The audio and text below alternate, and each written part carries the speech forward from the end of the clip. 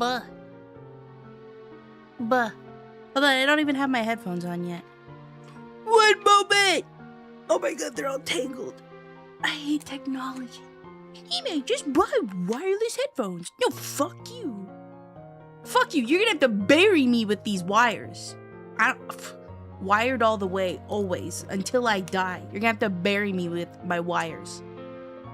This is how wire-pilled I am. Even though I get pissed off. Because everything gets tangled! Give me a moment. I don't have my headphones on yet. I can't hear the silly little background music. Okay, that's this ear. That's this ear. Will not be directionally challenged today. My headphones will go on in the right ears. Go in my ear!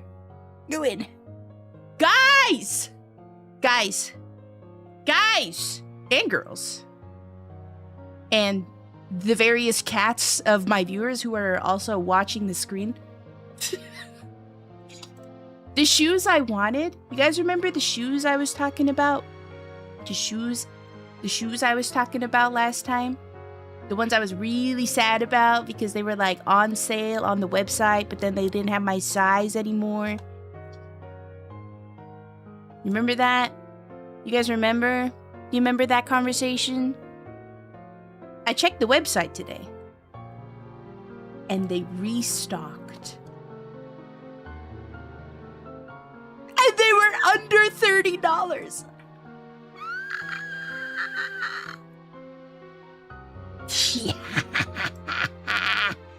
I am the saver. They were $90 in the store when I first laid my eyes upon them and fell in love.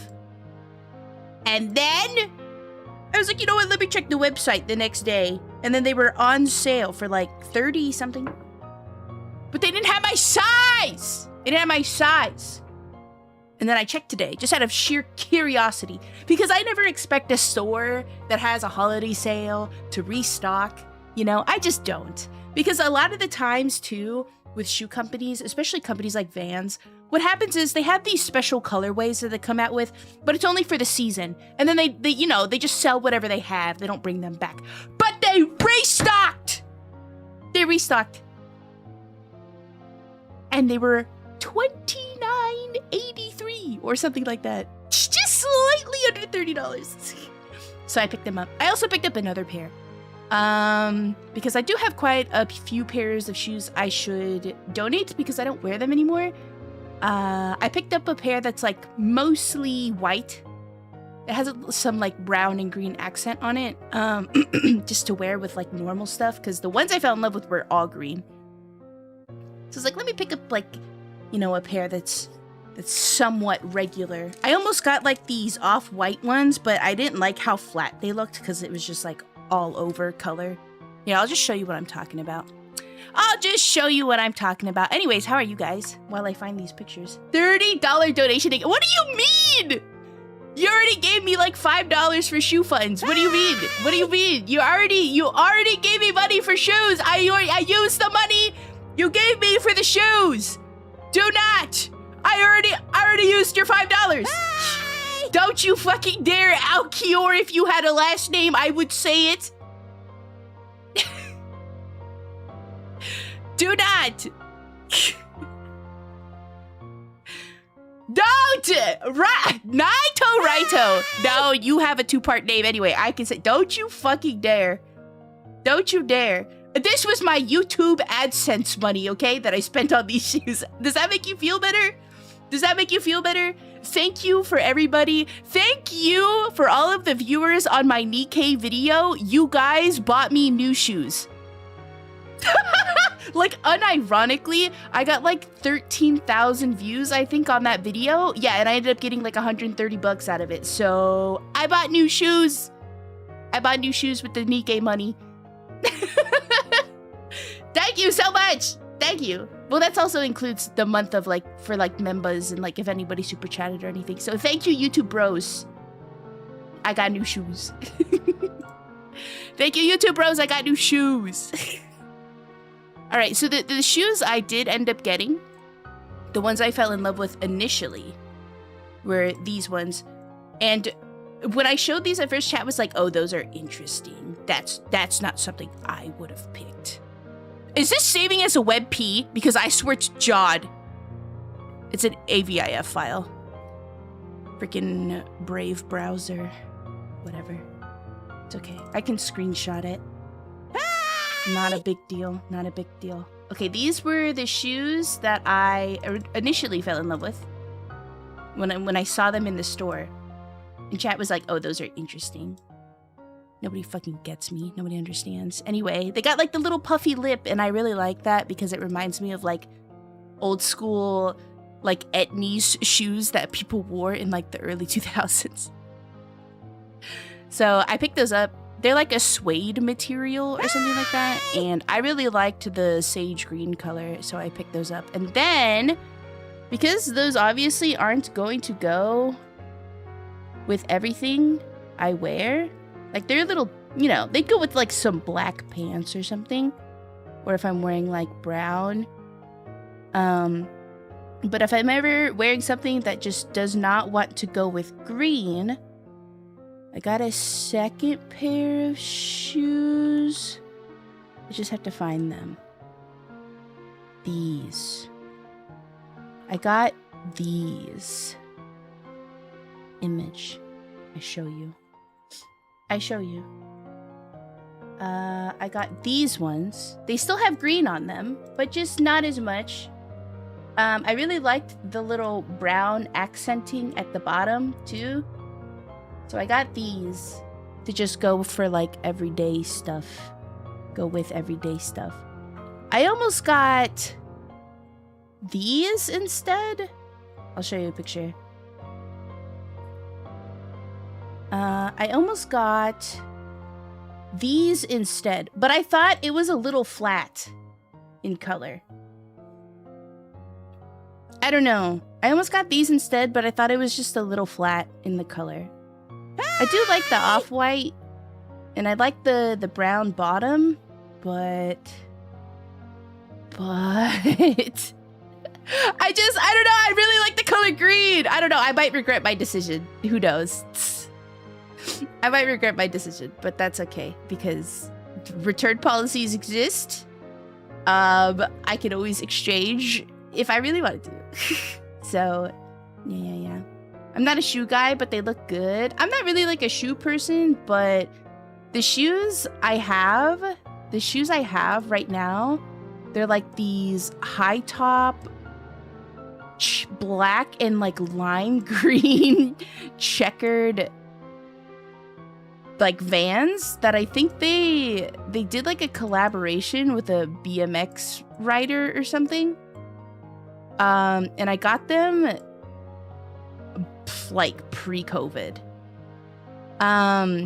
So they've definitely served their purpose. So I think it's time for new shoe. Never would have guessed that Hime likes green. Yeah, I like the color green. I wonder if I could find them. Hold on. High top checkered BMX collab Vans. Let me see if I can find them and show them to you. Yeah, that's not happening. Google search is not providing me with something immediately. Unfortunate. Wait! Yep, I just found them. Actually, just found them.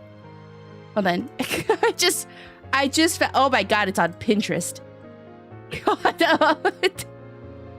God, no, I just want the pictures. Stop opening Pinterest. Open link in new tab. I just found them. Can I save them as like oh, it's a fucking WebP. Okay, here, I'll screenshot it one more time. I fell by God. I didn't think I would find them. Because, yeah, they were like a random collab. And what's funny is I went there and they didn't have my size, obviously. I fucking swear to God. Get dunked on Shorty. Also, Merry Christmas. Thank you so much. You said Merry Christmas, so I can't curse at you. Thank you so much, Alkior. What the heck? Please. Ooh, you didn't have to do that. I appreciate you. Thank you so much. Merry Christmas, man. I'm gonna cry. What the heck? You better be getting yourself something nice too. I swear to God. I swear to God. Thank you so much. These are the shoes I've been wearing for the past like fucking 5 years. I have tears in my eyes right now. Thank you. Thank you so much. That means a lot. Thank you. Thank you. But yeah, these are the shoes I've been wearing for the past like 5 years or so. And I do have some... Oh, I just hit the mic. I'm so sorry. I literally bought myself the watches. Oh, that's true. You should buy yourself another watch. You should buy yourself another watch. You should have catering delivered to your house, a pot roast, potatoes, cranberry. What the fuck do you eat on Christmas? Chessboard for ants! Yo! You hop off me, man! These are sick. These are fucking sick. They do not go with anything I wear at all. Which, like, I realize now that they did not really go with anything I wore at all. Well, I mean, like, at least for, like, the first half of owning them, they did. Because I was very much, like, yeah. I just wore all black. I just wore all black. But now I wear, like, sometimes when I go out, I wear, like, a blouse, like a, you know, cute little blouse, and it doesn't really go with the shoes. So I was like, okay, I need to do something about that. So I ended up actually just buying like some what are they? They're like the Doc Martens sandals. You know, the ones all the white girls wear. I picked those up. And so like that's what I wear whenever I go out. But I did need like new sneakers. I have these. They did like a Sailor Moon collab, I think a couple years ago. And there's these high tops I got that like I don't really wear because they're a little too colorful and not really my thing. I don't know why I bought them. This is why I can't have a job, because like when I have a job, I just buy shit because I know in the next 2 weeks I'm gonna get another check. But there's these black ones, and I'll show you. I do actually wear these ones sometimes, but they're still not wrong one.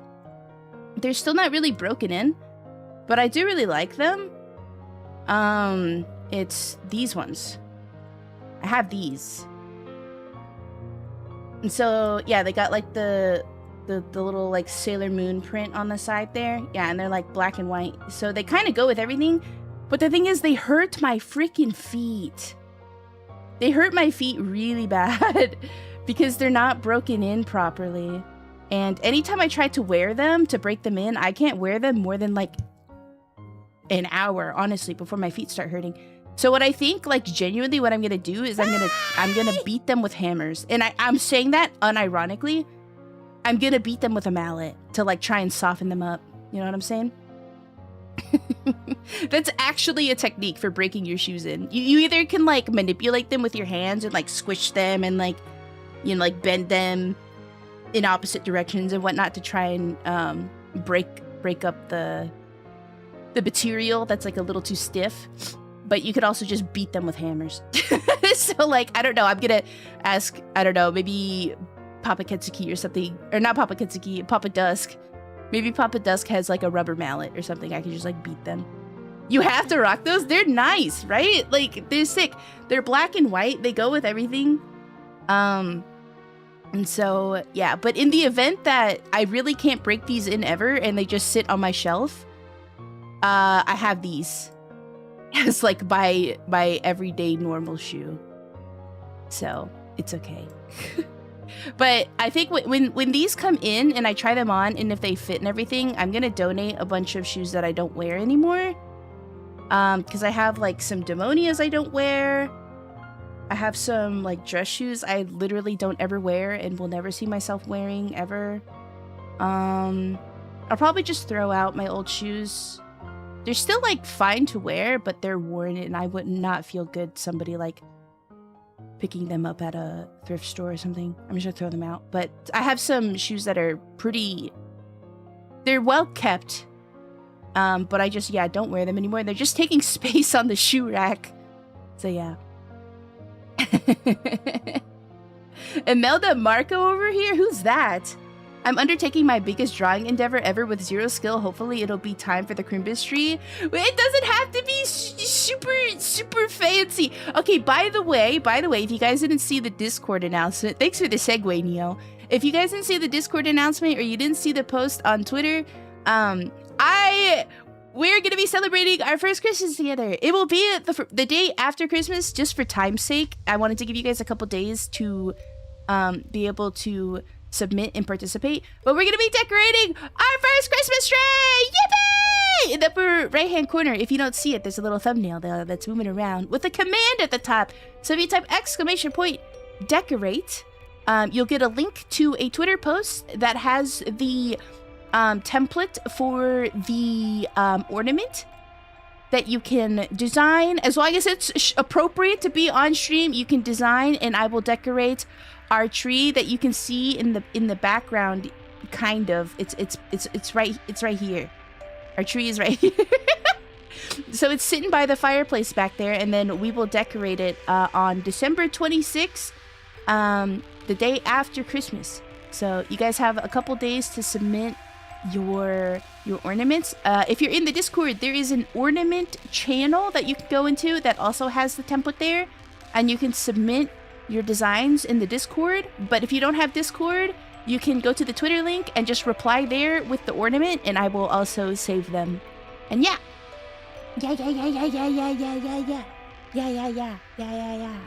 Yeah, are you shoe shopping? No, oh god, it's a long story. Basically, we went to the mall like last week to walk, and I forgot it was freaking holiday shopping peak time. And we didn't really walk into any stores because every store was full, but we walked into the Vans store. Just as like a joke, honestly, because Dusk said something, and I was like, okay, well now we're going in. And I found these shoes, and I liked them, but they were $90 when I went in the store. And so I checked online, and they were like $32, but they didn't have my size, and I was really sad about it. But I checked this morning, and they restocked, and the shoes were $29 and 83 cents.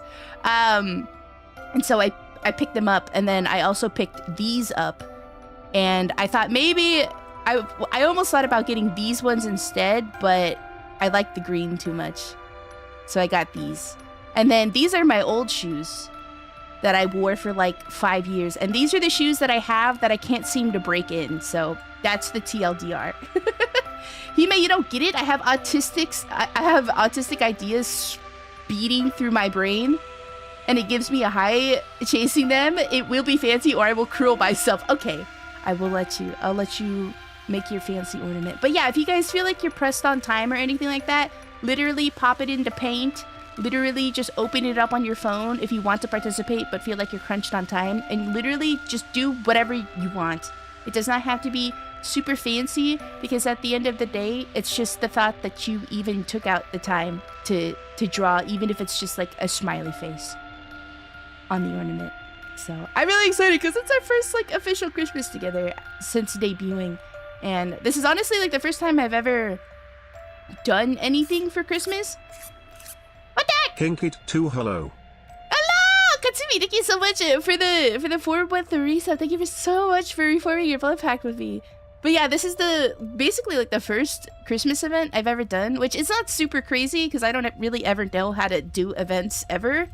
And I kind of feel bad about it because I feel like I'm just your boring streamer who yaps sometimes and then plays video games, and that's it.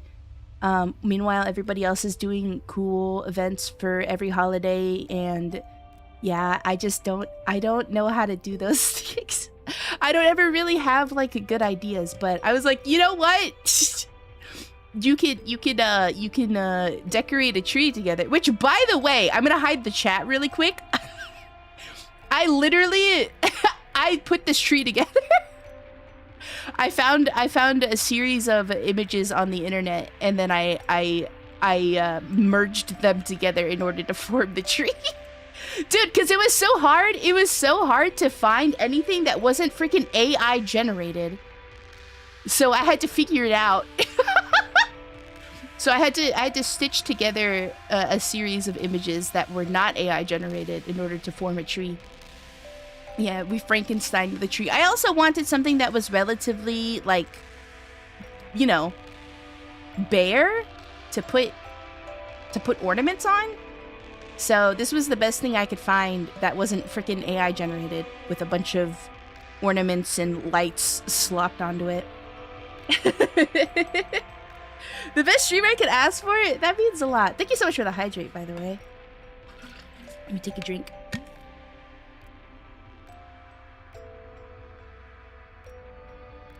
Oh my god. Water tastes so good. Oh my god. You guys, let me put these away. Let me put these away really quick. I was watching Gloombert make apple pie yesterday. I guess it was a, it was, oh my goodness. I already forgot what country it was that the recipe was from. I think it was Polish. I think she said it was like a Polish recipe for an apple pie. And so I was like, you know what?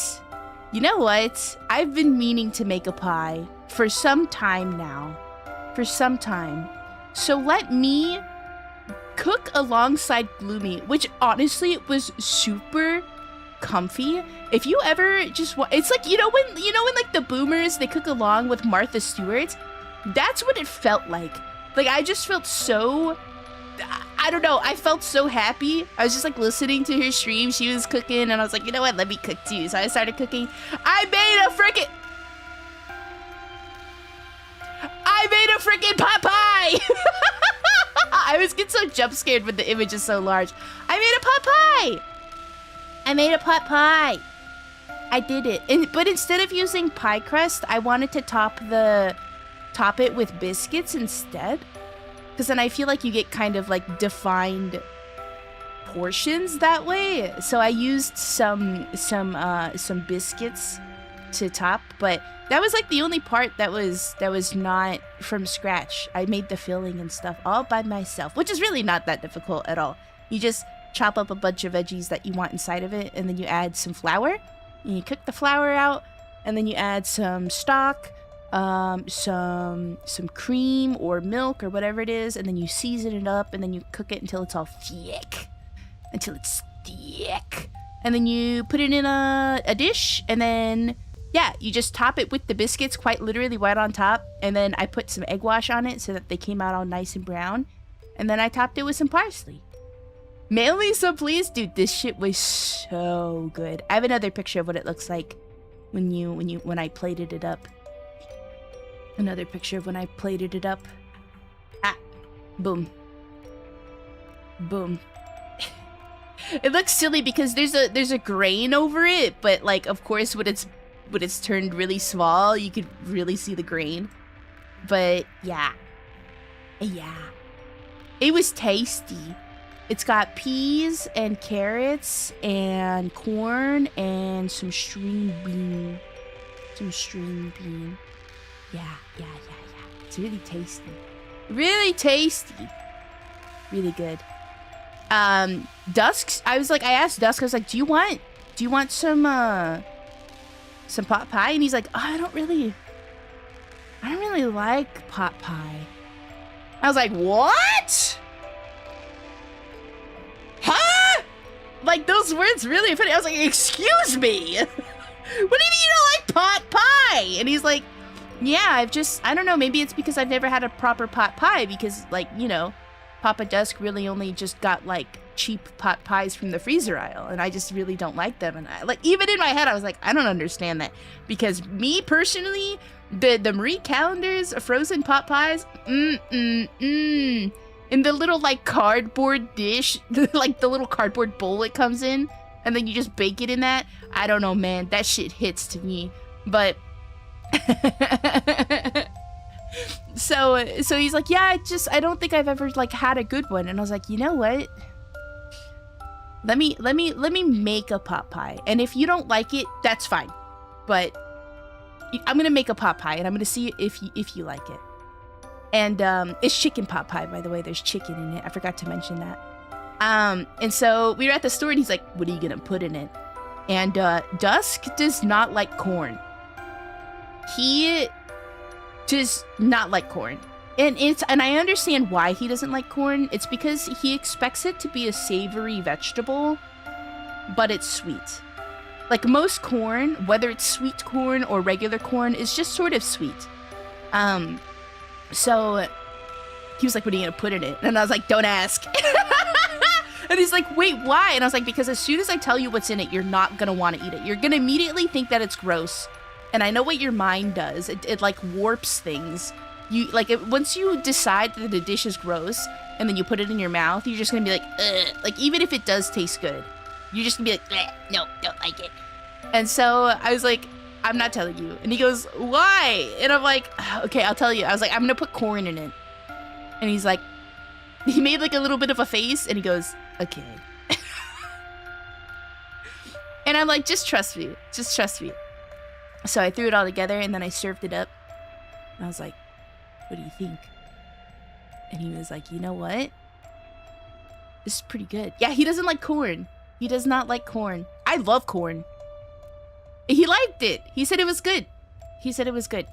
And then I was like, how do you feel about the corn? And he was like, I can't really taste it. And I was like, yeah, you know what? That's fine. That's probably for the best. That's probably for the best. But he liked it.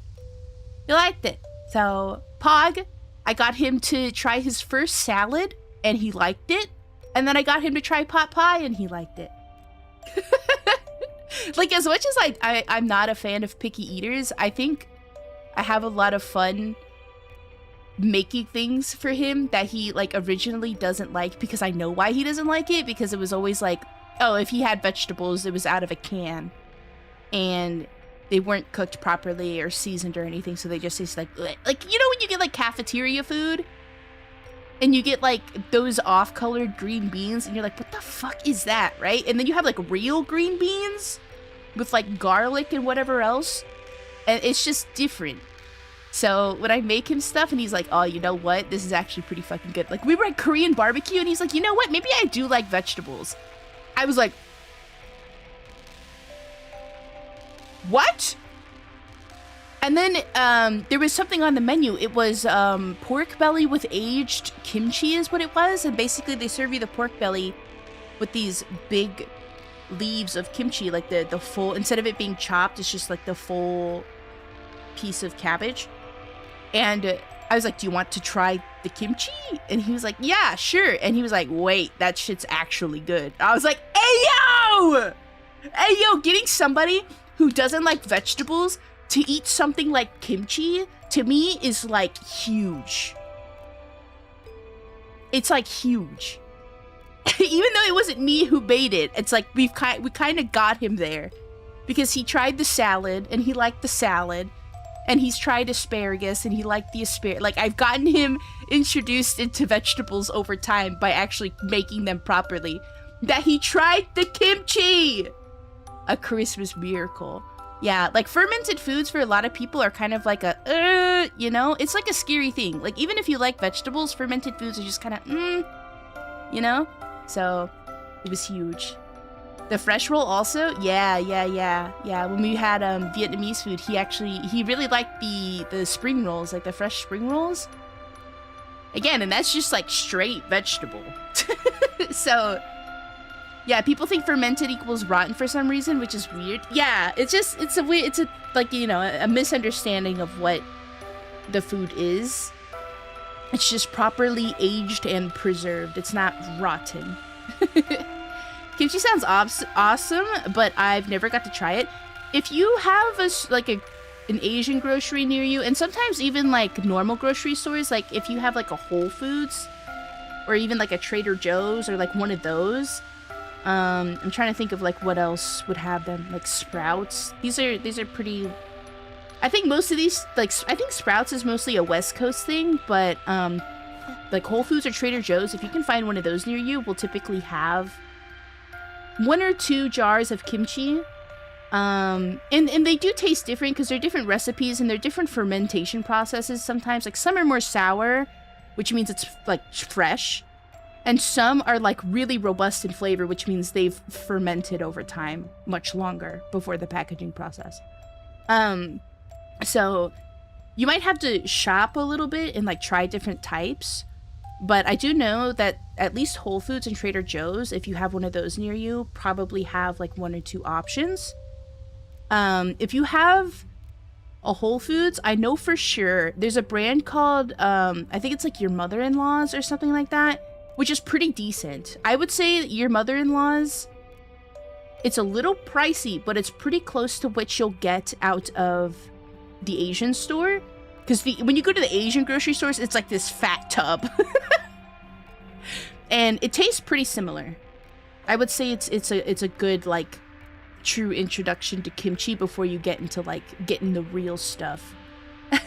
So, you might want to look around. But it's good. I like it. A buddy of mine makes his own kimchi. Dude, if I find someone ever that makes their own, I will pay them. I will pay them to make me some. Because, yeah, I have to drive pretty far to get to, like, the Asian market to get, like, the fat jars of kimchi. Because those are really, like, bang for your buck. It's pretty cheap. It's, like, a massive jar. Like, huge. Huge jar. And it lasts for a really long time, obviously, because it's freaking kimchi. And honestly, the longer it sits, the better it is.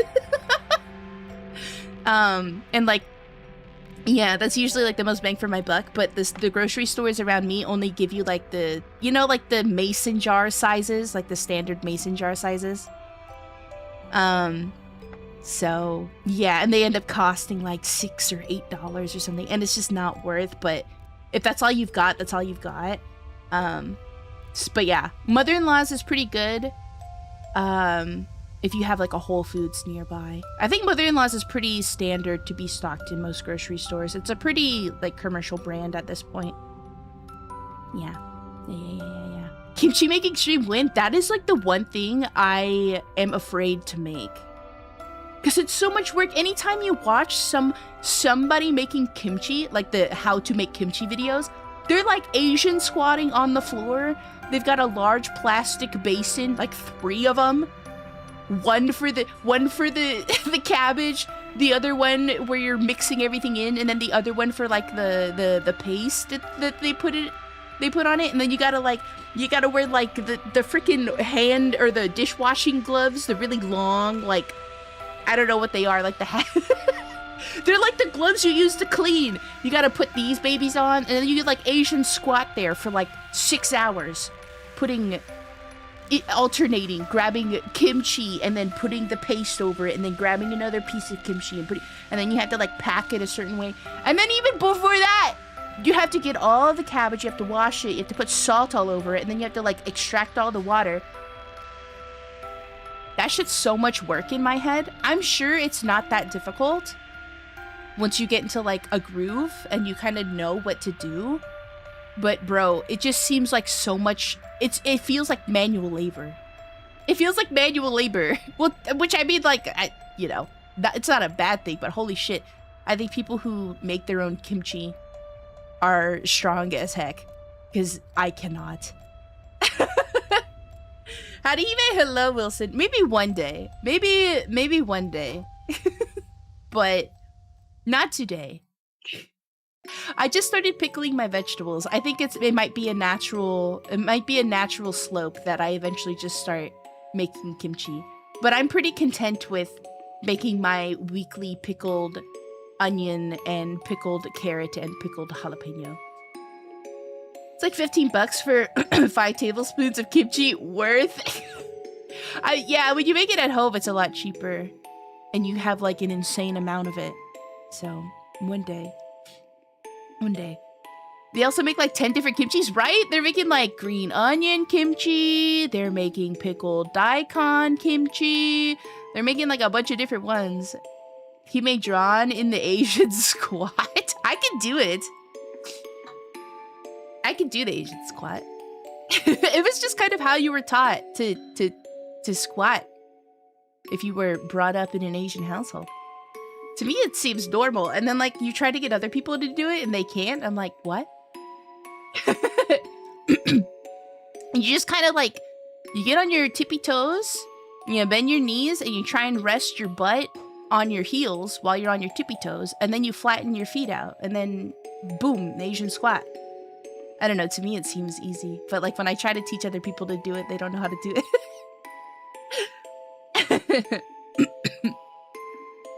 Find the most Anglo-looking ass mofo making kimchi to invoke confidence. I don't know. I don't know, man. It just seems so difficult. Asian grocery stores have fat chuds of kimchi? Yeah, fat chuds. Fat jars of kimchi. I remember trying red bean paste buns and they were like, they're beans! Why are they sweet? I love red beans so much, but yeah, that's a common thing that throws people off. They're like, wait, they're beans. Why are they sweet? Like, when I tell people that I really like red bean, like daifuku, that's like my favorite. Oh my god. And then the samanko, the little, the fish. It's like the taiyaki fish. And then it has ice cream in it. And then you get like a choice of filling. And I always like the red bean. They're like, why bean for dessert? Bro, you don't get it. You don't get it. That is the only thing at a halo halo I like, is the red bean. I don't like halo halo regardless. Like, outside of the red bean, I don't like halo halo. And the ice cream. That's it. Red beans in between the little pancakes, fuck hard. Oh, yeah, those. Yeah, I love red bean. Red bean is one of my favorite, like, Asian snack dessert flavors that you can get. The dorayaki? Yeah, I think that's what they call them. I think that's what they call them. I only know the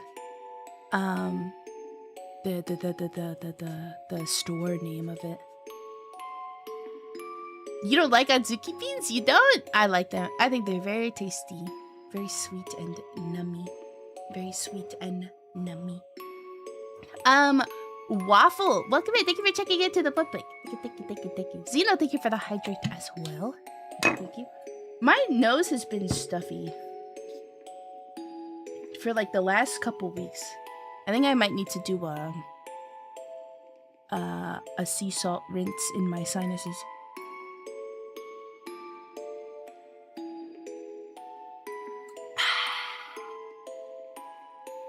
I'm too much of a fan of custard. Oh, are we talking about halo halo? Or are you just talking about... Oh, you mean like you prefer custard fillings over the red bean fillings. I see. But yeah. Yeah. Have you ever tried natto? Those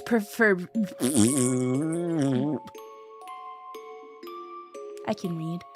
Have you ever tried natto, the fermented beans? Yeah, I actually had a period of time where I ate natto very frequently for breakfast. There's a place in New York that makes natto. And it's like the fresh kind, not the frozen kind. It's fresh, and they store it in a jar, and then they ship it to you in like a cooled package. So I wanted to try that first before I tried the frozen ones. I know the frozen ones are very accessible, but something about like frozen food for me, especially that, I'm kind of like apprehensive about, because sometimes what happens is frozen foods, the flavor of it is just off. So I wanted as close as I could get to the true experience. So I got a package from New York, which gave me like, I think 4 jars of it. I like it. However, I have to eat it in a very particular way because it is strong. I'm not a big fan of the texture on its own. I have to put it in rice. 100%, I have to. And I like to season it with ponzu sauce, so that helps with the really earthy flavor that it has. And then I mix it all up. So the rice gives it a little bit more structure. Now the beans, if I bite into them, it's, yeah, the very like earthy fermented taste is extremely strong. So I don't really chew it. I swallow it. And then I chase it with soup. So some people might say, well, that's not really eating it. You're kind of just getting around it. But I mean, I like it. I just have to eat it in a very particular way to get around the texture and to not have the flavor be too prominent.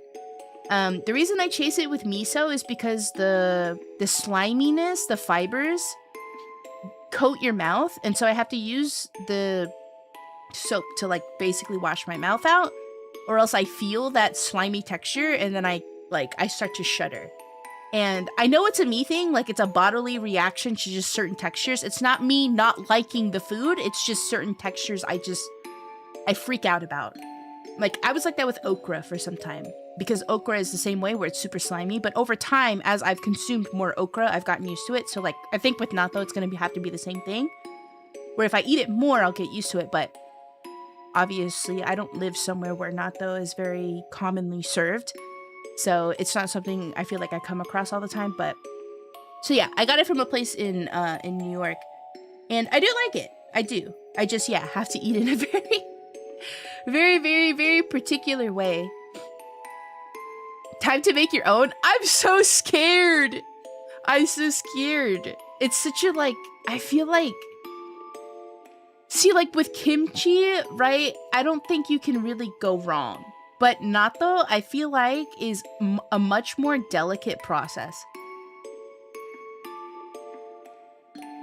Merry Christmas, boys! Merry Christmas! Heavy Armored Halberd, welcome, welcome. I've never tried it straight. Might have fucked up on that part. I've only ever tried it straight. Yeah, I don't get it. I've tried it before and I couldn't swallow it. Yeah, it's a very acquired taste, I think. But once you find out the seasoning that you like, it's very... it's like a very umami situation, because it's kind of sweet because it's soybeans, and then it's kind of salty because it's fermented, but then it's also got that really earthy taste, again, because it's fermented bean. So it's very different.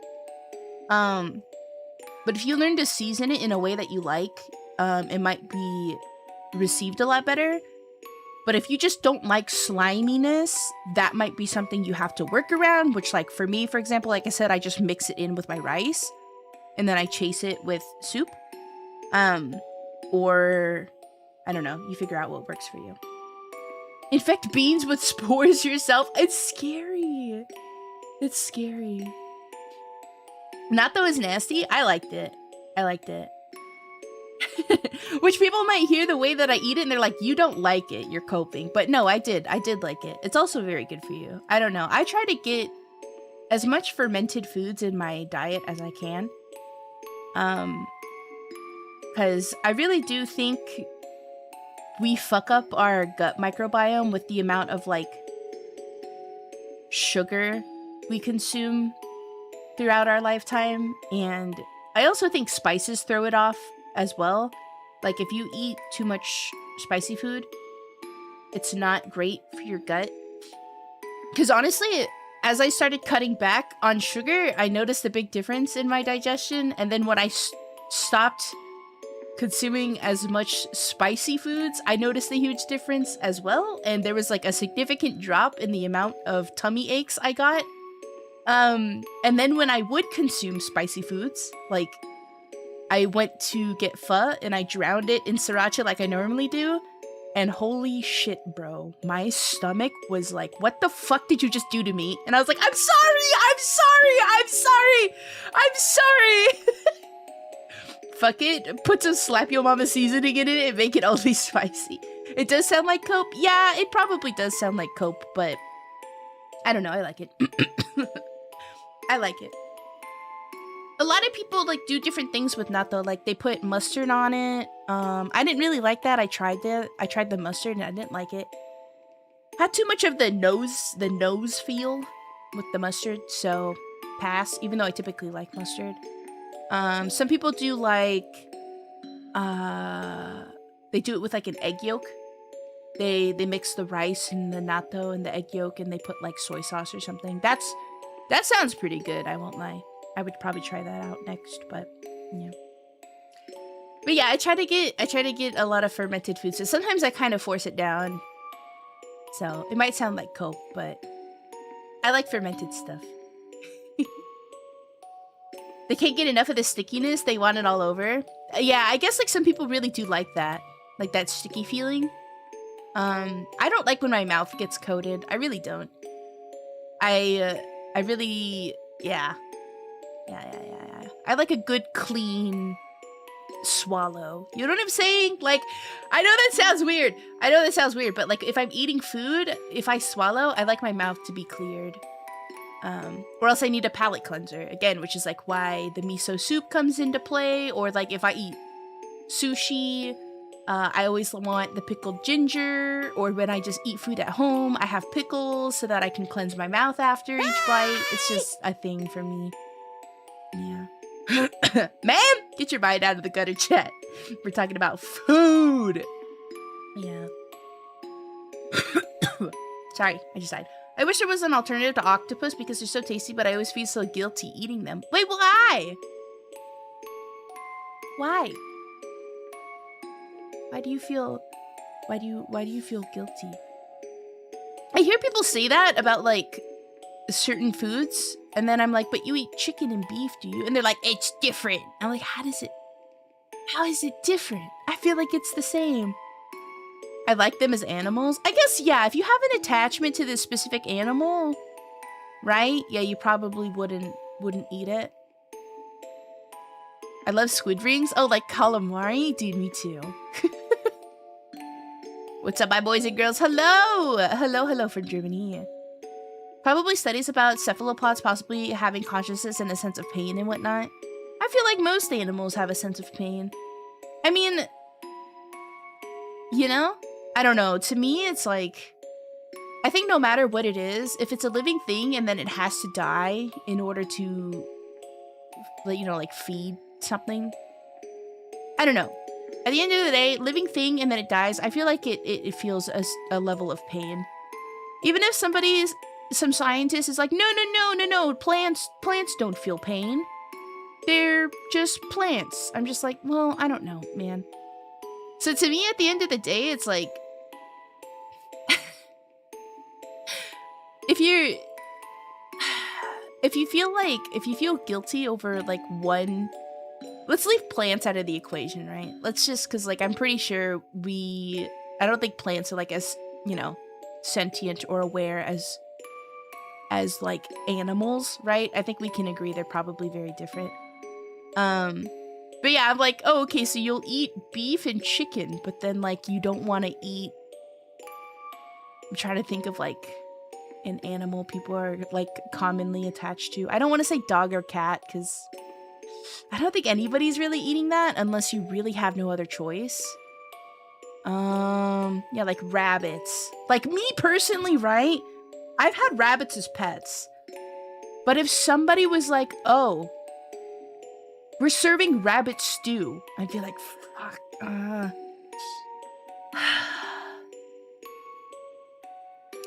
All right, I'll try it, right? You know, like, I'll be pretty apprehensive about it, but I'll be like, you know what, freak it, I'll try it. Okay, whatever. Because, like, at the end of the day, it's dead. I feel like this is such a gruesome conversation. It's serving its purpose. You know?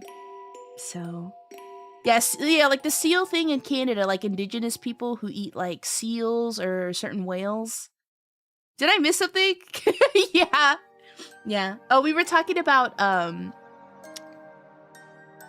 someone in chat mentioned that they feel guilty eating octopus because they like them as animals. I don't know. Part of me is like, part of me doesn't really understand that take. I'm not saying you're wrong. Part of me doesn't understand that take because, like, yeah, if you eat chicken and beef, it's like, I don't know, an animal's an animal, right? And so I was trying to use an example of like, well, I've had rabbits as pets. So like, obviously I'm very attached to rabbits. But if I went camping or something and the only the only option for game we had was a rabbit. And they were like, all right, we're gonna kill this rabbit and we're gonna turn it into stew. I'm gonna be like, fucking, all right, you know what? I'm just not gonna look. I'm not going hunting. I'm not taking it down. You make the stew and we'll just get this over with. Like I think I would feel really bad. But I also think that if I was in a situation where, let's say like I lived off the grid or whatever, you know, I couldn't get access to the grocery store, and I lived in a place in like Australia where like rabbits are considered pests and like they overrun certain areas, and that was all I had for food. I mean, the only logical option, right, at that point is to just eat the rabbit, but I think I'm talking about very extreme cases. Don't look in its eyes. Ugh, freshly trapped rabbit, no! I think as long as we're okay with the same happening to us, no sweat off our backs. For me, it's just the nature. Lions eat other things and so on. Yeah, that's kind of how I think of it, you know? Like, when I was vegan, vegetarian, I never did it because of, like, ethical reasons. It was just kind of... I'm a volume eater. And so being vegan or vegetarian means that I can eat really large meals for a low calorie count. Like, I'm a volume eater. So that's why it was like really appealing for me as a diet for some time. Because like, who doesn't like to just sit there and eat a whole goddamn watermelon? Like, who doesn't, right? So it was never really like an ethical thing for me. I do understand people who do it for ethics. Like, it's perfectly fine. Like, do what you gotta do. You know, I'm never ever gonna judge somebody. But for me, the way that I think is that, yeah, it's kind of just, it happens, right? But like, and then, I don't know. I've talked about this before, even while being vegan, and people are like, oh, but you're just like, if your mindset is, oh, well, like, you know, that's a circle of life, it's already dead, etc., etc., it's already on the shelves, you're just contributing to the demand. And I'm like, I promise, like, I don't know what to tell you, man. Like, just let, I don't know, at the end of the day, let people eat what they want to eat. I've never been the type of, like, vegan, vegetarian to push things on people. If you want to eat that way, then eat that way. If you don't, you don't. Like, don't try and guilt people into, you know, doing certain things. Because, like, I mean, years later, I had to eventually eat meat out of necessity. Because, yeah, unfortunately, my body doesn't like producing blood for some reason. So, yeah, my anemia is really bad. So plant-based options for iron aren't always the best. Also, there's very unique iron sources in red meat with like heme iron. So I just had to eventually. I was not built for the diet. But, I mean, like, I still don't really like meat. I don't know. I just grew up not really liking it. I eat tofu most of the time, but yeah. I'm on a lot of supplements. In Germany, there's a woman called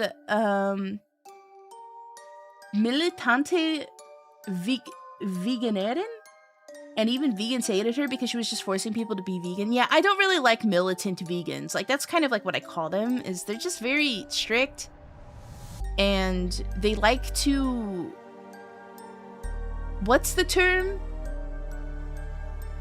They like to virtue signal. You know what I'm saying? Like, oh, I'm a better person because I choose to live this way. Some people don't have the choice, man. That's all I'm saying. Some people don't have the choice. And also, I just think, like, it's a little hypocritical, especially if, like, oh, if you want to preach that, like, oh, I'm helping reduce animal cruelty and I do X, Y, Z, and it's like, okay, but, like, I promise you, I think there was, like, somebody who broke it down one time for people like that. It's like, you can't even own, like, a modern house nowadays without contributing to, yeah, animals being slaughtered. I'm sorry, like, you just can't. But yeah, I guess, like, do what you can, but I don't like when people get militant like that and then, you know, yeah, virtue signal and try and make people feel guilty when it's like, you're not even you're still contributing to the cause you speak so, like, ferociously against. But I guess do what you can at the end of the day. I don't know, man. Do what you want to do. There was a wife swap show where the hunter-gatherer family got a vegan chick and she thought she was going to be slick by not thawing the meat, and the husband just went outside and shot a rabbit. That's crazy. My issue with obnoxious vegans is that they argue out of feelings while ignoring that the plant-based derivatives are equal, if not worse, impact on the environment. Right, yeah, that's what I'm saying. Like, you know? Because, yeah, I mean, at the end of the day, farms still consume water. Over, you know, like the farms, the way that a lot of people handle farming, they don't really understand it, especially in the States. So they are actively killing land by the overtilling of soil and blah, blah. If you want to get into it, it's just like depleting the soil of its natural like nitrates and stuff like that through the process of over farming on that land in order to produce the vegetation. So they're killing, like, they're still contributing to it. Like, they're still contributing to the overarching issue. And it's like, no ethical consumption over, under capitalism situation, right? It's like, they're not aware of it. They think they're better than everybody else, but they don't know that, like, they're still part of the problem no matter what. I'm so sorry. So unless you're homesteading, it's really, you know, it's just shut up. Just let people eat what they want to eat. We humans cause the most damage to the environment. We owe it to animals to respect their feelings and their habitats by minimizing harm and eliminate animal farming. This, yeah, I do agree with this. Like, I'm definitely somebody who feels a lot better about purchasing meat that is from a local farm that is sustainable, and purchasing eggs, again, from farm-raised animals that have access to the entire farm itself, and they're not kept in coops, and there's not overcrowding and stuff like that. So, like, do what you can if you're somebody who cares about stuff like that, because I definitely do. But yeah, it's obviously, in America, it's really unfortunate, but if I could get to a point where, like, I homestead, and I could just grow my own freaking vegetables, and I don't know, maybe I got, like, a rancher neighbor that wants to give me some eggs. This would be the most ideal thing. Wait until vegans find out some vaccines have egg-based proteins in it. That's what I'm saying, right? Like, and I'm sure there are vegans out there that really just don't care about shit like that. Like like, I'm like that, right? But the militant ones that want to, yeah, act as if they're better than everybody else and then guilt everybody else into following what it is that they do. Like, I understand what they're trying to say, right? It's a good cause that they're fighting for. I just don't think guilting other people into, you know, completely changing their life is the best way to go about, you know, fighting for your cause. Bionic! Thank you so much for the Prime sub. I appreciate that. Out of all the streamers to give that to, I appreciate that. Thank you for forming a book pack with me. I am all for doing what you can in order to slow down the commercialized process in which we make meat and farm eggs and even farm plants. Because it's not, if you do your research into this shit, it's not great whether you're a meat eater or a veggie eater. It sucks either way. It's like in America specifically. It sucks either way. So do what you can to educate yourself. There are local farms around that will gladly provide you with what produce or meat or dairy or eggs that they have. Like, they will quite literally, there are programs you can sign up for to get boxes shipped to your front door. And again, this is something that is like not accessible to everybody. So this is very specific to if you're somebody who maybe feels a little bit of guilt for the way that you eat and you want to change things because you don't like the way that the industry operates. There are definitely ways in order to change your purchasing habits, but still continue to eat the way that you want to. You know, so there's farmers markets, there's local farms that will deliver boxes to your front door full of, like, you know, weekly goods for you to eat and stuff like that. Like, if just do research into where you're sourcing things, and it does make a difference over time. It really does. It really does. I don't think, you know, forcing people to change their whole life and be like, don't eat meat at all, don't consume eggs at all. Like, it's difficult for some people. So, I mean, if you want to consume it, but you don't want to contribute to the really nasty, horrible practices that are within the meat and dairy industry, but again, even the the agricultural or even the veggie part of it is not always great. You can always find other ways to ethically source the food that you need or want for the diet that you have. So yeah, that's my shtick. Ow, that's my shtick. I really don't like how militant vegans operate. While I understand that they're fighting for a very, very good cause, and that yes, humans do a lot of terrible damage to the world because of the way that they like to overproduce. If you are somebody who is mindful of that thing and you don't want to contribute to it, there are definitely ways you can ethically source your groceries. You can even just do simple things like at the grocery store, make sure that you're getting certain eggs, where it's like, I would say even like outdoor access is something I don't even really like buying when it comes to eggs. I usually try to go and purchase eggs from a farm that I know that the chickens have access to the entire farm. Like, it's not an overcrowding situation, because that really does bother me when I see it. So things like that. You know, do some research into the farm that is on the label and stuff like that if you really care. You can even just do something as simple as that.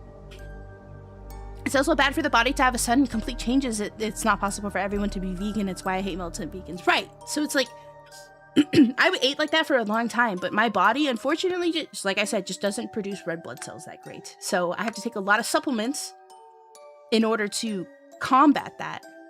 And I make it extremely harder on my body by just not consuming red meat at all.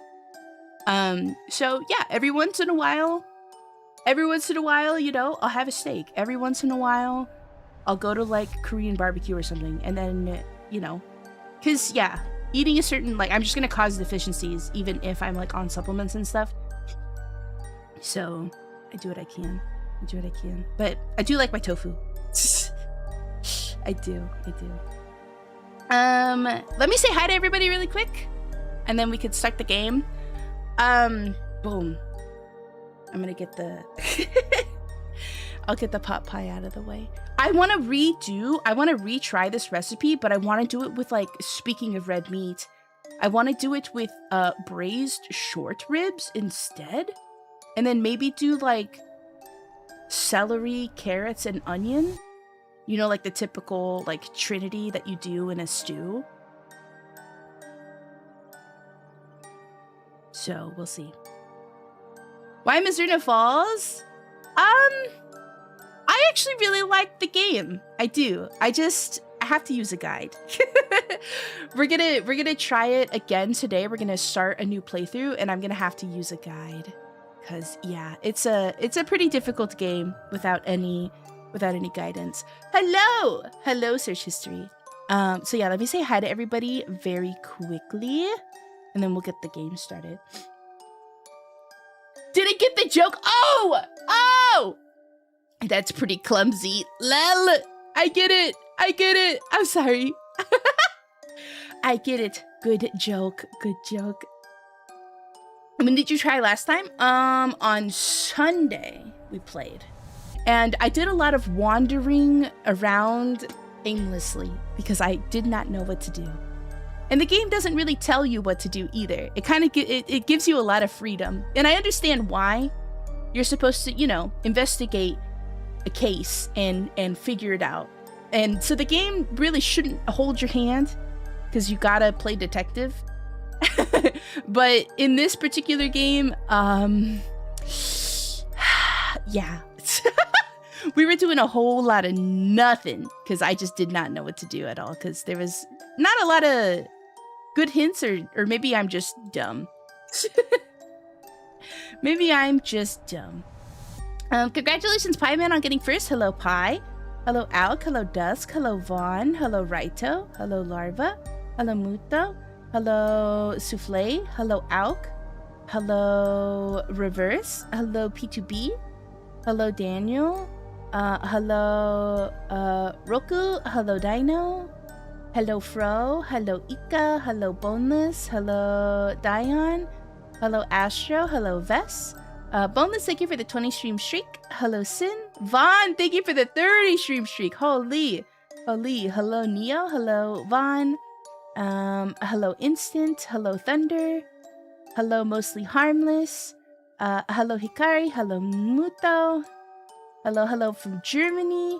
Hello. I got Flea Flicker streak. I got, oh wait, no, Flea Flicker. Thank you also for the 30 stream streak. Holy shit. Flea. We got Boneless. Boneless with the 20 stream streak. I think I got all the streakers. You're the second VTuber I've seen play this, and the first one got filtered 30 minutes in because of the driving. I mean, the driving's kind of silly, but it doesn't seem like your car explodes or anything like that. Also, hello, Ball. Hello, Ball. Who isn't dumb in here? I'm a little bit of a special kind of dumb. Did I tell you guys about... So I thought that... Let me pick this up really quick. Yeah. So when I have an MP3 player, well, like a media player now. It's not, it doesn't just play MP3s. It's a media player because I want to stop using Spotify. So I take the media player out on my walks with me, and I picked it up one day, and I saw the screen was black, and it wasn't responding to any of like me touching the screen. And I was like, oh, it's dead. So I was like, okay, so now I have to go to the gym without music, which is just terrible. Media player performative. Listen, 2026, the year of the performative Hime Hinketsuki. Just wait till I get a tote bag. Just wait till I get a tote bag. Anyway, so I thought it was dead. And then I picked it up the next day because I was like, oh, I need to charge it. Because I was going to take a walk to the store. Because I needed to get sesame seeds, vinegar, and cane sugar. Which is like two of the things that I need to pickle. Oh, and I need to get sea salt. No, I needed sea salt and cane sugar, not the vinegar. So I needed those two things to make pickles. So I went to go plug it in. I plugged it in. And it didn't do anything. And I was like, what is going on? And then I pressed the power button. And I was like, oh. It was off. It was just off. But in my defense, I don't ever turn stuff like this off. I just let the battery drain. Because as I've been taught, power cycling your devices isn't great. You should just leave them off sometimes. And I know with like... what's the word? Like electric... Not, okay, so like when the device doesn't have mechanical parts is what I'm trying to say. It's less of an issue, so like it's totally okay for you to turn your iPod off. It's fine. I just don't do it out of habit. It's just something that's never left my brain. I don't power cycle my devices very often, except my computer. So I just leave it on. So I was like, oh, it's dead. It's got to be dead. No, it turned off somehow. I guess I turned it off. So who knows? So yeah, I'm a different kind of stupid. Hello, Just Dodge Bro! I have an iPod Nano. That's so sick. I wish I had kept mine. Also, Reiku. Welcome in. Thank you for checking into the blood bank. I'm going to go BRB very quickly. I'm going to set the game up. We're going to redo the playthrough. Again, I'm going to be using a guide, so if that bothers people, I'm sorry. But this game is... without something, I think it's a little difficult in order to get through. I spent like 2 days wandering aimlessly doing nothing, so I feel like using a guide is probably a little bit more entertaining because you guys actually get to see stuff happening compared to me driving around aimlessly and being like, where are the cigarettes? Where do I get the cigarettes? Cigarettes? Cop out! Do you think Blueberry will be here today? I miss him in the basement. He might be. He seems to come literally right after you. So it might be a time zone thing. It almost seems like as soon as you go to bed, Blueberry comes in and he goes, oh, is Hello from Germany here? And I'm like, he just went to bed! So, yeah. I can't wait for him to go look for cigs and never come out. Yeah, we started using a guide like a little bit into day 2, and even then, the things that should have been triggering weren't triggering, and I think it's because of things we missed on day 1. So, we go again. We go again. He does what? All right, let me be right back. I'll be right back, and then I'll set the game up, and then we'll continue, or we'll redo our playthrough. Okay? BB.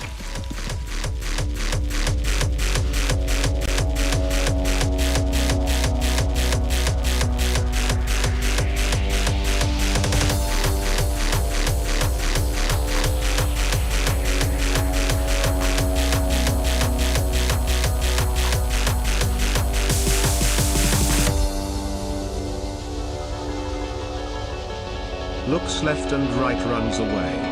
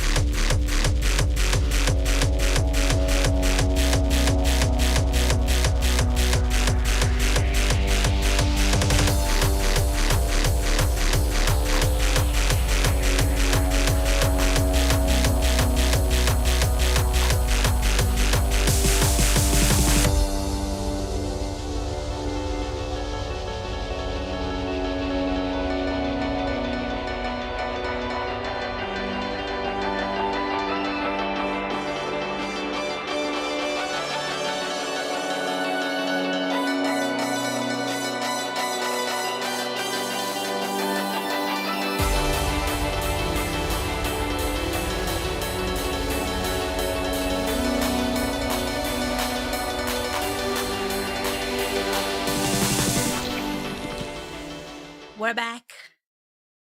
Yeah. We're back. Did I leave you? Yeah, I went to the bathroom. I'm back. Alright. It's MIZZURNA Falls time. Oh, I need to pull up that guide. Let me find it. At 6:13 a.m. You guys can look at the intro again. Just outside MIZZURNA Falls, a small town at the base of the Rocky Mountains, a teenage girl was found unconscious and soaked in blood. Banger music.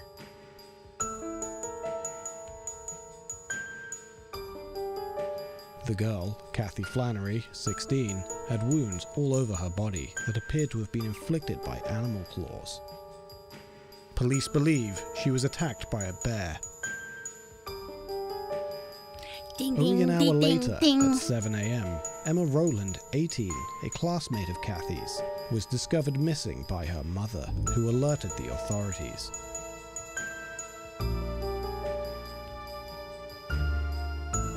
Local police suspect the two events are connected. With a population of less than 2,000 people, the close-knit community you take of on a MIZZURNA bear? Falls For is sure, all too ski. familiar with the two young lives With that my now hands. hang in the balance.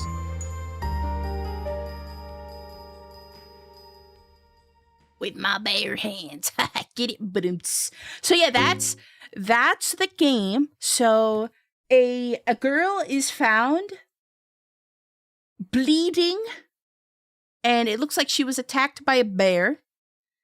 And a girl ends up going missing as well. And the police think that the events are linked.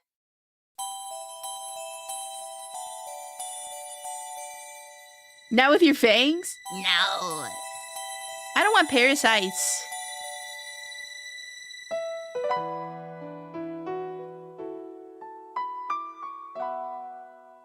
For the sake of everything being fresh and new, we will go through the prologue for people who have missed a little bit of the... for people who missed the first playthrough, we will go through the prologue. Apparently this game has multiple endings as well, and I guess it depends on maybe how well you actually solve the mysteries. Let me fix something. Thank you for the head pat.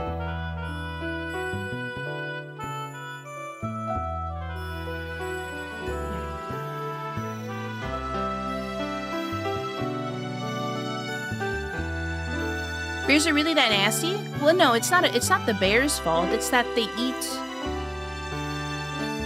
eat other animals that have parasites.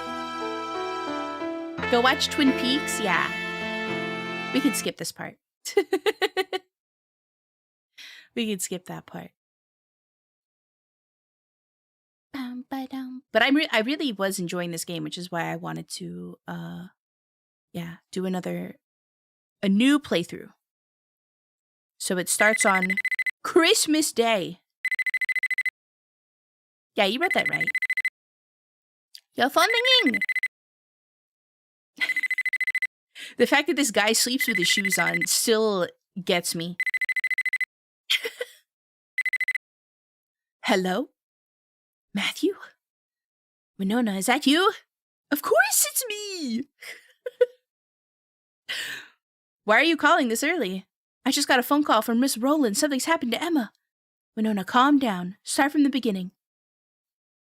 Can we start from the beginning? I really like that his TV's on the oil barrel. That too. I really like that. Yeah, take your nasty shoes off, Matthew. What the heck? I sleep with my shoes on? You know, sometimes you just never know when you gotta go, I guess. You never know. He's prepared. Right, okay, so Emma's mom called me asking if I knew where she was. So what? So she hasn't seen Emma since last night. Wait, last night? Yeah, why? Did something happen? No, it's nothing. Wait, I didn't catch that. In the first playthrough. Matthew, you're seeming a little sus. What do you mean it's nothing? Spit it out. Listen, let's meet up and talk this through. Emma's been acting strange lately, don't you think? I'm just worried. It's probably nothing. Don't panic. I'm not! You should have heard Miss Rowland. She could barely start a sentence together. Or string a sentence together, rather. Something must have happened if she's that scared. Look, I'm on my way over now, okay? He's a little sussy to me now. This was taken this summer when Emma, Winona, and me had that barbecue. If Emma was a normal kind of girl, Winona wouldn't be this worried about her. She's a loner, and impossible to read. You can never tell what's going on in her head. And last night, when I tried to talk to her, she was a million miles away. Oh, maybe that's why he's like, oh, last night? She was a million miles away. But still, there was just something about her, something that made her look beautiful. Yeah, beautiful. More beautiful than ever. What is that supposed to mean? Did he wake up fully clothed? Like I said, you just never know. He's prepared. Maybe something really has happened. All right, tank controls. There's not really a whole lot we have to do in the room. We can explore if we want to.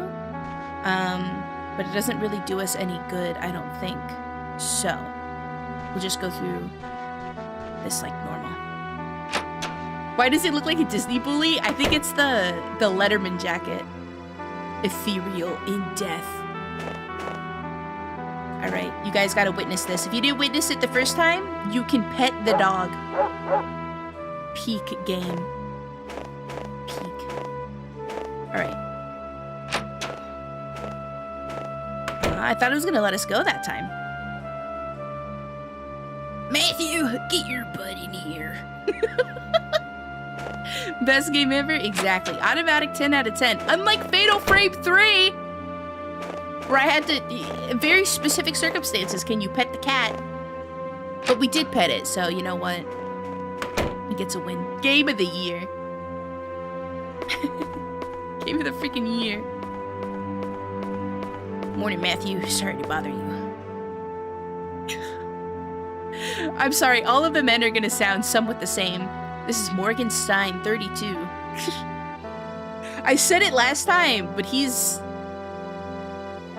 looks very old for 32. I saw a post on Twitter about this the other day where it was talking about the same thing, where it's like, it seemed like a generation ago, people at 32 did normally look like this, but when people are 32 now, they look like they're fresh out of high school. So what's going on? What's going on? What do you mean you're not doing 200 unique voices for the game? Man, I wish I had the voice actor gene. The town sheriff, possessed of a strong sense of justice, he's renowned for being reliable and fair-minded. The safety of the townsfolk is his top priority. Is this about Emma? Word travels fast, I see. Answer me. Did something happen to Emma? We got a call from Emma's mom, asking us to look for her. Know where she might be? No, I saw Emma last night, but she seemed off somehow. In what way? It's hard to put into words. She was just, I don't know, hard to explain it. Sorry. And this is Captain Nas, age 60. As Matthew's legal guardian, he's like an uncle to the boy. All right, this is Unc. He runs the town's general store and lets Matthew live in a small house behind the shop. What's all the fuss about? She's probably just at a fringe place. Probably, yeah, but this is about more than Emma. What are you talking about? Do you know Kathy Flannery? Flannery? Oh, Father Barton's girl. Oh, the Jesus freak. Poor thing, Barton's turned her into his personal acolyte. I know her, but we're not in the same year, so we don't really talk. Why? Around 6 o'clock this morning, she was found in Barrow's Forest, barely alive. Cohen found her breathing, but just clinging to life. If he'd found her even a few minutes later, she'd probably be dead. What happened?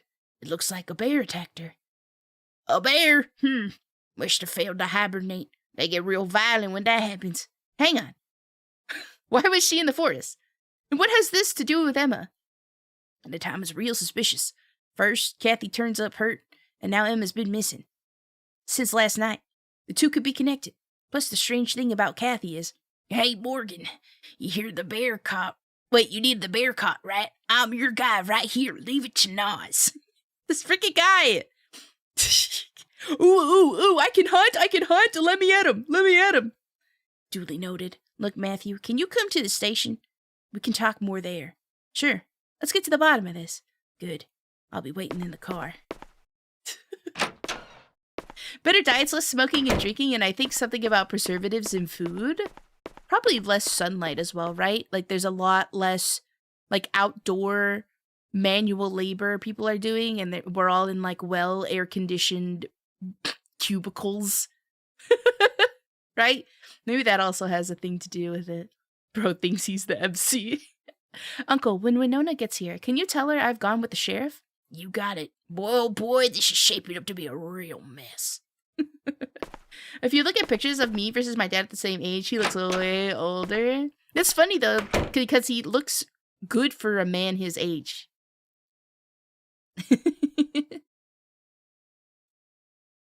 Was a different time. Microplastics. Hard to believe this game is based on a true story. Wait, is it? Got it. I'll head over there now. Tell Father Barton to come too. Change of plans, Matthew. Cassie's regained consciousness. Can you come with me to Gruber Hospital? Of course. Is it? I don't know. It's based on a true story?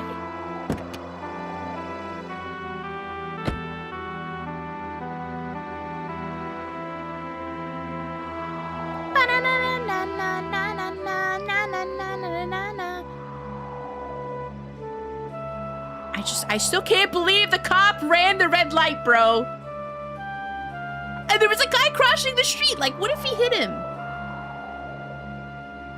Serve and protect my ass. He kind of looked the same way my whole life. It hasn't really started aging until like the last 5 years or so. He ran the light because it's an emergency? I guess. Yeah, I guess so. Ugh. Oh, the water. Probably not a good idea for me to be drinking cold water while I'm doing these silly voices, but you know. So cozy. I love the look of the town in this game, right? It's just got two little central areas, you know, and it's just like divided up by an intersection. And then it's got like, I don't know, all of the foresty areas around it. It's got like a little river. It's a nice little town, you know? Just like in kind of like nowhere, Colorado. It's cute. I need to ask a sensitive question. When she called this morning, Emma's mom wasn't upset. She was absolutely hysterical. But she couldn't have known about Kathy yet. That's on a need-to-know basis only. Do you know why she would immediately assume the worst? I think I see what you're getting at. See, Emma's the kind of girl where nobody ever knows what she's thinking. Sometimes her head would get stuck in the clouds for days at a time. You're talking about to shame Emma? I never got that impression from her. She's good at hiding how she really feels. Emma's like a vase, you know? Beautiful, but easy to break. I don't like the way he says that. If you're asking if she could have killed herself, well, I just don't know. But I'm guessing that's what Miss Rowland is worried about. Could be that Emma's been depressed for a while. I'm not so sure. Why not? Weren't you friends with her? Winona is her best friend. I'm a guy, so we couldn't be close in the same way. Friend zoned. I don't think it's a real story. As soon as I know it's based on a series. Oh yeah, Twin Peaks, right? Twin Peaks. I think it's Matthew. Yeah, Matthew is upon second playthrough, he's seeming very sus. Small towns are like that, right? Yeah. Police business. Need to speak with the chief of medicine. I'll page him. It's my favorite character! Morgan, I've been waiting for you. Did you bring my cigarettes? I didn't bring your damn cigarettes, Barbara. Barbara Holden, 66. The town eccentric, with a perchance for cigarettes. The only thing she loves more than smoking is being cryptic. How thoughtless. Life here is dull enough as it is, you know. I love this old lady. What about that young man there? Does he have any? I'm underage, ma'am. Oh. What a shame. I had such juicy gossip to share, too. I want to know, sis! Spill the tea. You're not from around here, are you? Actually, he is. And we're just leaving. Come on, Matthew. Let's go see Kathy. You're here about Kathy? Oh, dear me. It's such a tragedy. Excuse me, Sheriff. The chief of medicine will meet you in Kathy's room. Obliged. Let's go, Matthew. She's in room 201. The only thing I know about small towns is sometimes the reasonable men must do unreasonable things. Wait, what does that mean? Bring me some cigarettes next time you come by, Morgan. He just looks at her like, girl, ma'am, I am not bringing you any cigarettes. What's that old lady in the hospital for, anyway? To hear her tell it. Oh, my poor feet ache so much I can't bear to stand. What do you mean, to hear her tell it? She's faking it. How does he freaking know? I hate that he says that. How does he know? It means a reasonable man sometimes must do unreasonable things, he may. Come on, you're not illiterate. What do you mean? Yes, I am. What kind of unreasonable things are we talking about? Small town intuition.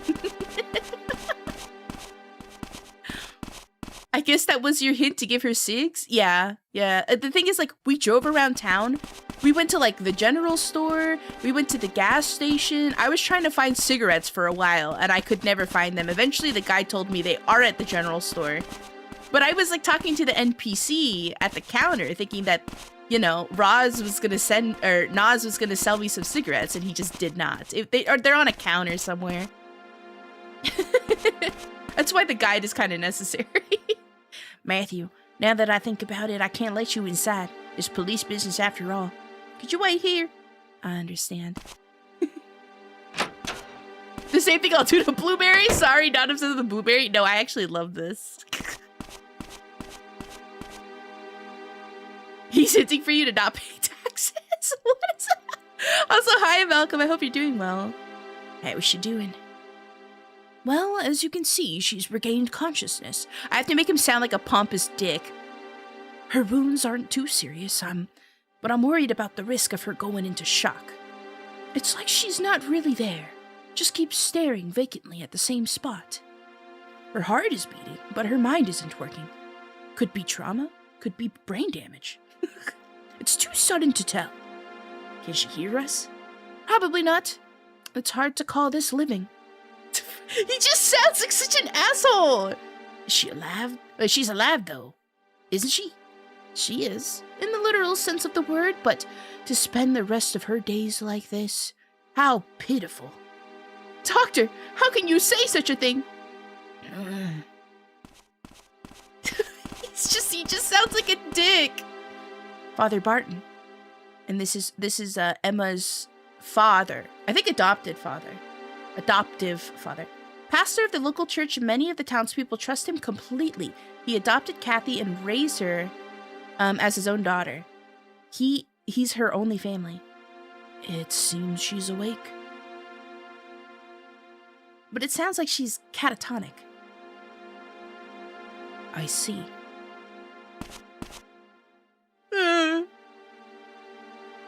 The way he prays before knocking on the door. Matthew, wait. Just a bit longer, please. It's Barton. Would you permit me to pray with Kathy? Of course, come in. Once you figure out how to get the cigs, you will be so pissed. Yeah, they're in the I know where they are, which is like, yeah, I did get pissed off and I was like, what the they're there? But like I couldn't actually buy them. So there's got to be some other trigger. But I guess that's what you mean. Like once I figure that out, I'll be pissed. So we'll see. We'll see. James. That's what I always think ... is. They're just there like you know. So she has regained consciousness? Yes, but she's unresponsive. You can pray, but she can't hear you. She's not the one that needs to hear me. Doctor, it's Kathy. What? Doctor, her vitals are failing. Administer the sedative now, right away. Ah! No, don't. Rest in peace. 07. 07, Kathy. What the hell? You forgot to say clear?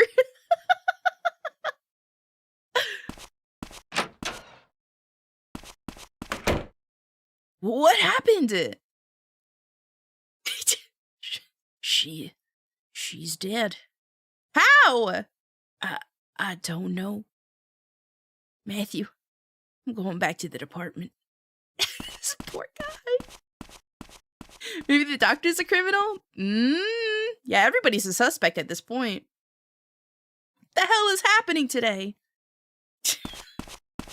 Bro, real. Oh yeah, I forgot you can run. I forgot you could run. Poor Kathy, man. Poor Kathy. The bear did a number on her. Maybe the whole city are criminals? They're just picking on young girls? Hold on a moment. Who are you? I'm James, the hospital psychiatrist. You're Matthew, right? Yeah, I heard about you. You're the shrink that's into Native American stuff, right? James Laloma, 35, a psychiatrist at Gruber Hospital and an expert on Western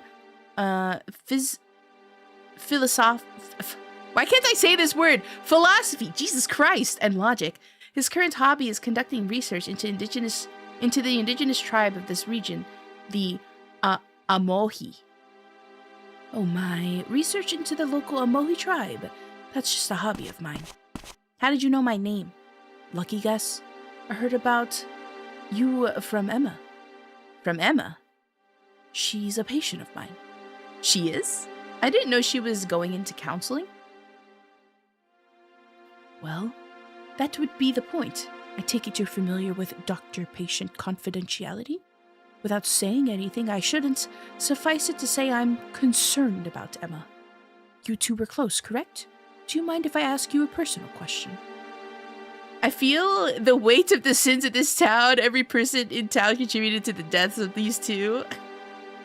This is the doctor? No, this is the, he's a psychologist. Go ahead. The doctor is like blonde. Do you believe in the supernatural? What's that got to do with Emma? Humor me. Ghosts, psychic abilities, that kind of thing. Well, I guess I don't. I've never come across anything like that in my life so far, anyway. What about you?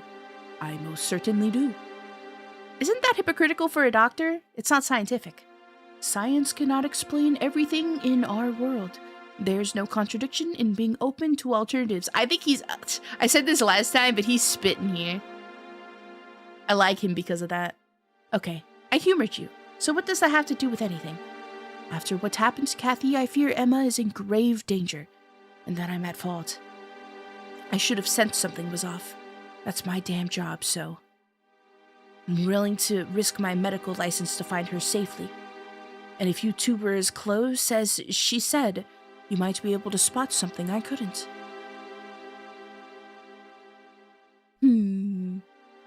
What are you offering me exactly? Information that would normally be protected by doctor-patient confidentiality. I'm hoping you can find something I overlooked. I have a strong suspicion that Emma's disappearance is linked to the supernatural, based on the issues she described and my own intuition. To begin with, she often spoke of a recurring dream she had. She was also having some philosophical doubts. Philosophical doubts? Like, am I truly alive? Truly alive? Well, wasn't she? Of course. But she was fixated on this. I think she was questioning the meaning of life, perhaps doubting her own existence. I don't get it. Frickin' Matthew, man, come on! It's not that unusual. Humans have been questioning the meaning of life since antiquity. True. That was one of her more significant issues, at any rate. So, what about the reoccurring dream she was having? What did she dream of? A blue light, distorted space, divine hymns, eternal sleep welcoming her from within. So, heaven? And you got paid to listen to this. Everyone has dreams like that. Let me finish. Then her body dissolved and was devoured by animals. Going to sleep now? Have a good stream, y'all. And if Blueberry comes, tell him to come earlier. Doesn't matter what time it is for him. I'll be sure to relay the message. Take care and sleep well. She enters a world where she can see nothing, hear nothing, and then she awakens. with a strong dissociative feeling like she wasn't really herself. All right, I spoke too soon. Sorry. Indeed, clearly she was living in fear of something, but I have no idea what. And she mentioned having problems she couldn't discuss with anyone. I'm hoping that, as her friend, those dreams and feelings will have more significance to you. I don't know nothing. 2 hours of drawing with terrible posture isn't a good idea. I've learned just now. You gotta stretch. You gotta stretch. Dr. Laloma, you have a patient waiting in exam room 2. Oh, I completely forgot. Matthew, if you figure anything out, let me know. I unwind at Club Wolves starting around 8 p.m. I hope I haven't overburdened you with all this. No, it's fine. Thank you for trusting me with this. I unwind at Club Wolves at 8 p.m. All right. Let's head this way. Barbara! Barbara! Barbara, speak to me, Barbara. Matthew, don't forget to bring cigarettes when you visit. Yes, ma'am. Yes, ma'am. Once I figure out how to do that. Gotta bring Barbara her dang cigarettes. That's my goal for this entire game, is to bring Barbara her goddamn cigarettes.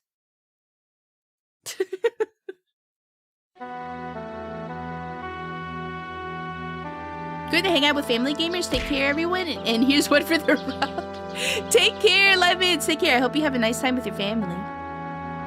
Matthew! Winona, why are you here? Winona Ringwald, 18. Matthew's classmate and Emma's best friend. Emma had precious few friends, and Winona had a unique talent for getting her to open up. I went to the sheriff's department and heard you were here. Did you see Morgan? Yeah, he told me about Kathy, but it's not all bad news. Morgan's opened an official missing persons investigation into Emma. Well, that's something at least. Do you think Emma and Kathy were together last night? I don't know. If they were, then Emma's probably... ... And what did happen to her? So much has happened already, my head's still spinning. It's hard to get a handle on things. Don't think like that. I'm sure Emma is fine. Come on. We can't just sit around and wait. There must be some way for us to help. I'm gonna go to the sheriff's department to see Morgan. Wanna come with? I think I'll go to Emma's house. I'm worried about Miss Rowland. Fair enough. Thanks for the ride, Matthew. Huh? Oh, right, you came here in my car. Uncle Nas said I could borrow it. I'll drive you to Emma's house. No, it's fine. It's not far, and a walk will do me good. Okay, if anything happens, call me on my cell. She's the walker. The walker. Will do. When we get the map, you actually find out it's kind of far. Kathy's last words. Between all the screaming, she said, "No! Don't!" What does she mean? And what's the connection between Emma and Kathy? Something's happened to Emma, no doubt about it. We don't even know if she's still alive. This concludes the prologue. So yeah, if we do another playthrough to get other endings, we can just skip this, but... yeah. And it tells you that saving consumes 1 hour. There's a notebook in his room that stores, like, some information we get on characters. And then they say good luck. And then, yeah, credits for the translations and such. Poggers! MIZZURNA Falls Sheriff's Department. All right, so this is where we start. This is where we start. Guide says that the first thing we need to do is pick up the map. So, I believe the map is in here. Because we picked it up last time. Yeah, here. Excuse me, you left one of the maps laying here. Oh my, still? I thought I picked them all up. It's for tourists, right? Yep, gotta get ready for tourist season early. You can have it if you want. We've got loads of them. Thanks, I will. Could come in handy. And then, so I'm gonna show you the map really quick. Because, so, we were here at the hospital.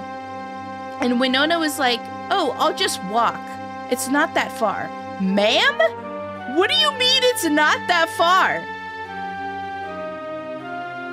That shit's pretty far to me. I don't know about you. That's a pretty long walk. Like, this is the town in the middle of nowhere. Like, that's pretty long, in my opinion. Especially with, like, woods and stuff surrounding you. It's kind of a scary walk. Hello, Tech. Welcome in. Hello, hello. Hello, hello. Wait! Righto! When did you donate $5? What the? You get back here. Where? Are you still here? Thank you so much for the 5. Thank you so much. Thank you. I appreciate it. Thank you. Chat, hide me. Quick! Cover him in blankets and pillows. She'll never find him. Alright, let's talk to this lady. Excuse me. Oh, Matthew, did the sheriff call you in? Yeah. Mary Lou Long, 26, Sheriff Department receptionist and avid gardener. She haphazardly decorates the station with plants much to Morgan's chagrin. Winona was here a little earlier. She's awful worried about Emma. I know. Is Morgan here? Yep. After you go through that door, the sheriff's in the room on the right. Thanks. Be sure to knock before you enter. He's strict about that kind of thing.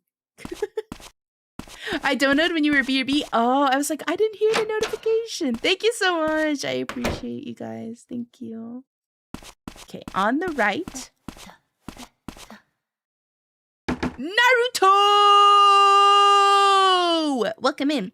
Heard vampire? Yeah, that's me, the vampire. That's me. Welcome in. Thank you for checking into the blood bank. Oh, it's you, Matthew. Oh, I couldn't even read that. What the heck? It's fine.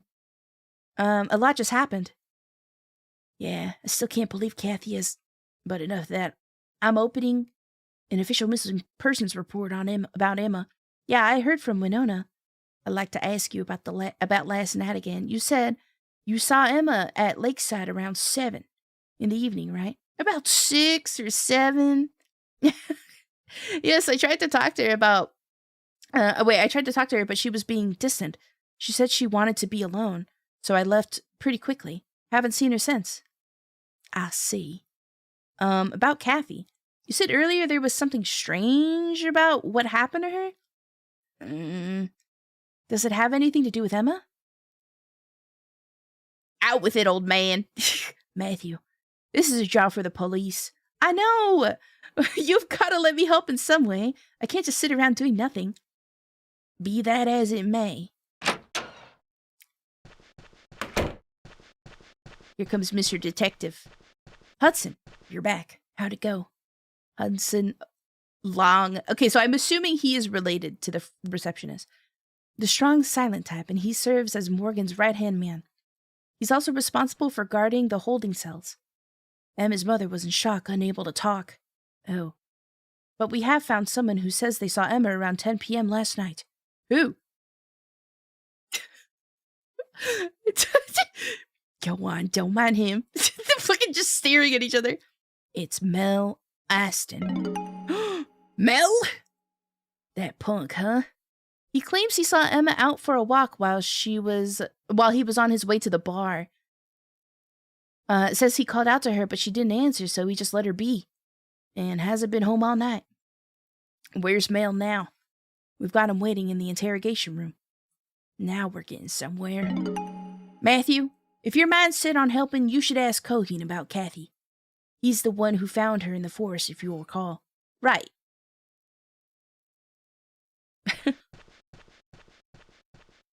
I love the moments where they just stare at each other and say nothing. I know you're worried about Emma, but don't get too involved. And if anything happens, call me immediately. Yes, sir. 07.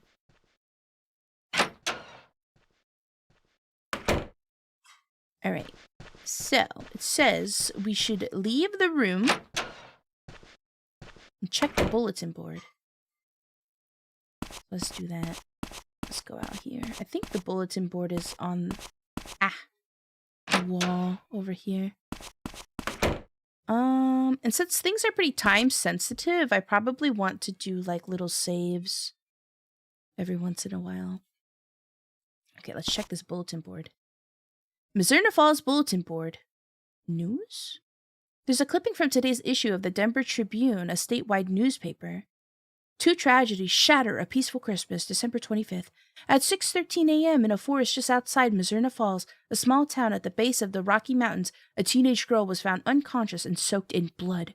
The girl, Kathy Flannery, 16, had wounds all over her body that appeared to have been inflicted by animal claws. Police believe she was attacked by a bear.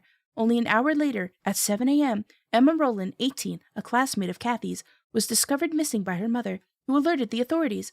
Local police suspect the 2 events are connected.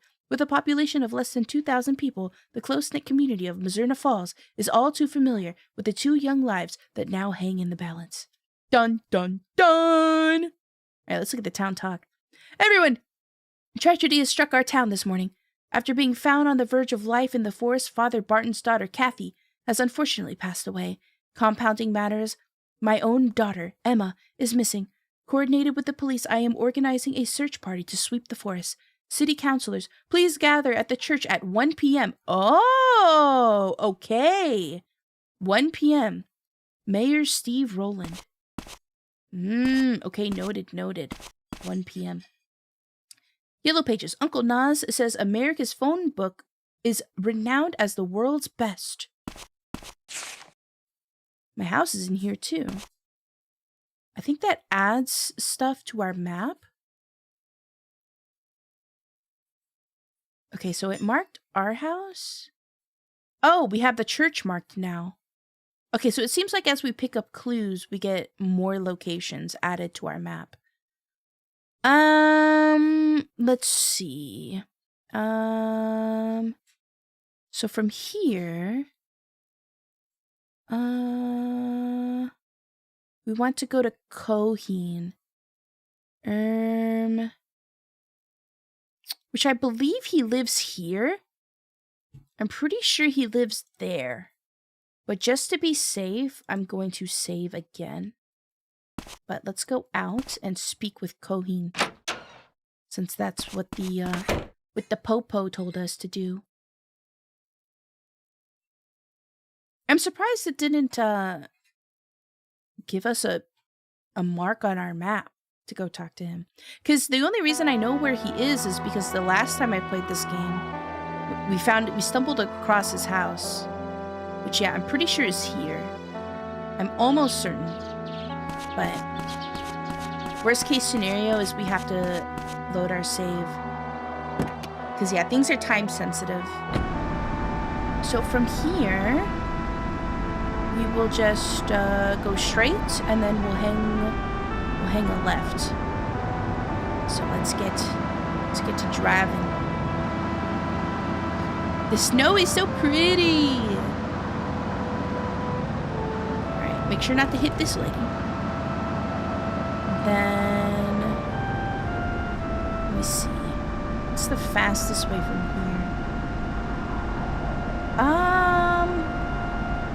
Yeah, let's go this way. Let's go around this way. Yume is almost as pretty as the snow? Dang. Is it because I don't melt away after a couple hours? Is that what you're saying? You want me dead? You hate me and you want me dead? That's what you're saying, obviously. Read my YouTube chat. The snow is almost as pretty as Hime. Oh, we should knock first. That's right. That's rude. You're already dead. You're a vampire. He wants to be like dead. Hi, Matthew. What's up? Well, Coheen Strasburg, 55, the first person to discover Kathy at the scene. I was wondering which one you would read first. Well, okay, so for context, the Twitch chat is on the left side, and then the YouTube chat is on the right, and so obviously, being the American I read left to right. He lives alone in a lodge near Barrows Forest. Morgan has entrusted him with overseeing said forest. Here to ask about what happened this morning. Yeah, I thought you might know something about Emma. Come on in. Strasbourg residence. This guy's got a humongous house. I guess he does look over the forest. Something to drink? No, I'm fine. I'm running out of voices to give some of these characters, so... Before we talk about this morning, let me tell you about how the forest was last night. I went out there like I do every night, but this time things felt strange. There was no wind at all, and it was dead silent. No animals. Then, around midnight, a strong wind picked up out of nowhere. A great host of clouds started to blot out all the moonlight. I take it that hasn't happened before. Never. I've lived here for a while, and not once has the forest been anything like that. Later, early in... I feel like he has a deeper voice, like something like, later, early in the morning. That's gonna strain my voice way too much. Later, early in the morning, I woke up with this terrible feeling like a premonition. I swallowed my fear and hurried to the forest as fast as I could. Then you found Kathy collapsed? Mm-hmm. Was Emma with her? I found Kathy in front of a big tree. It looked like someone had set fire around it. A fire? So Kathy wasn't alone? Seems not.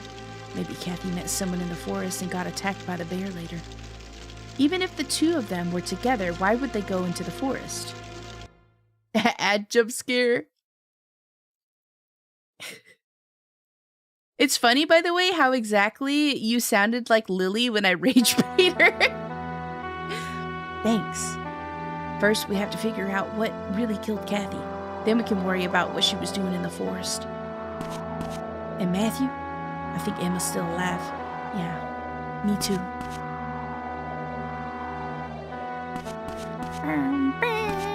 Okay. Okay. Probably a good idea to save again. From here, I think we go to Emma's house.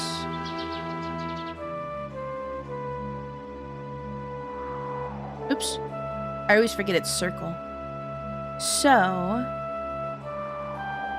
we'll just go out here, go past the hospital, and then end up at the house. So let's hurry up, because we only have about 20 minutes to get there. And apparently if we don't get there in time, Emma just leaves. So I think... Oh god, okay. We won't get there if we don't have a car. I think we actually should go this way. Boom. And then... the hospital is up this way. Who the fuck designed this? Yoko Taro? Yo. I mean, it's a pretty goated game. I'm pretty sure we go this way.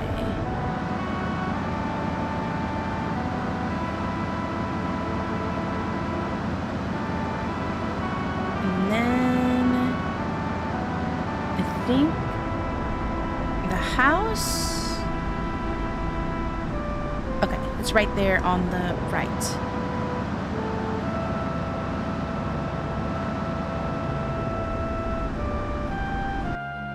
Alright.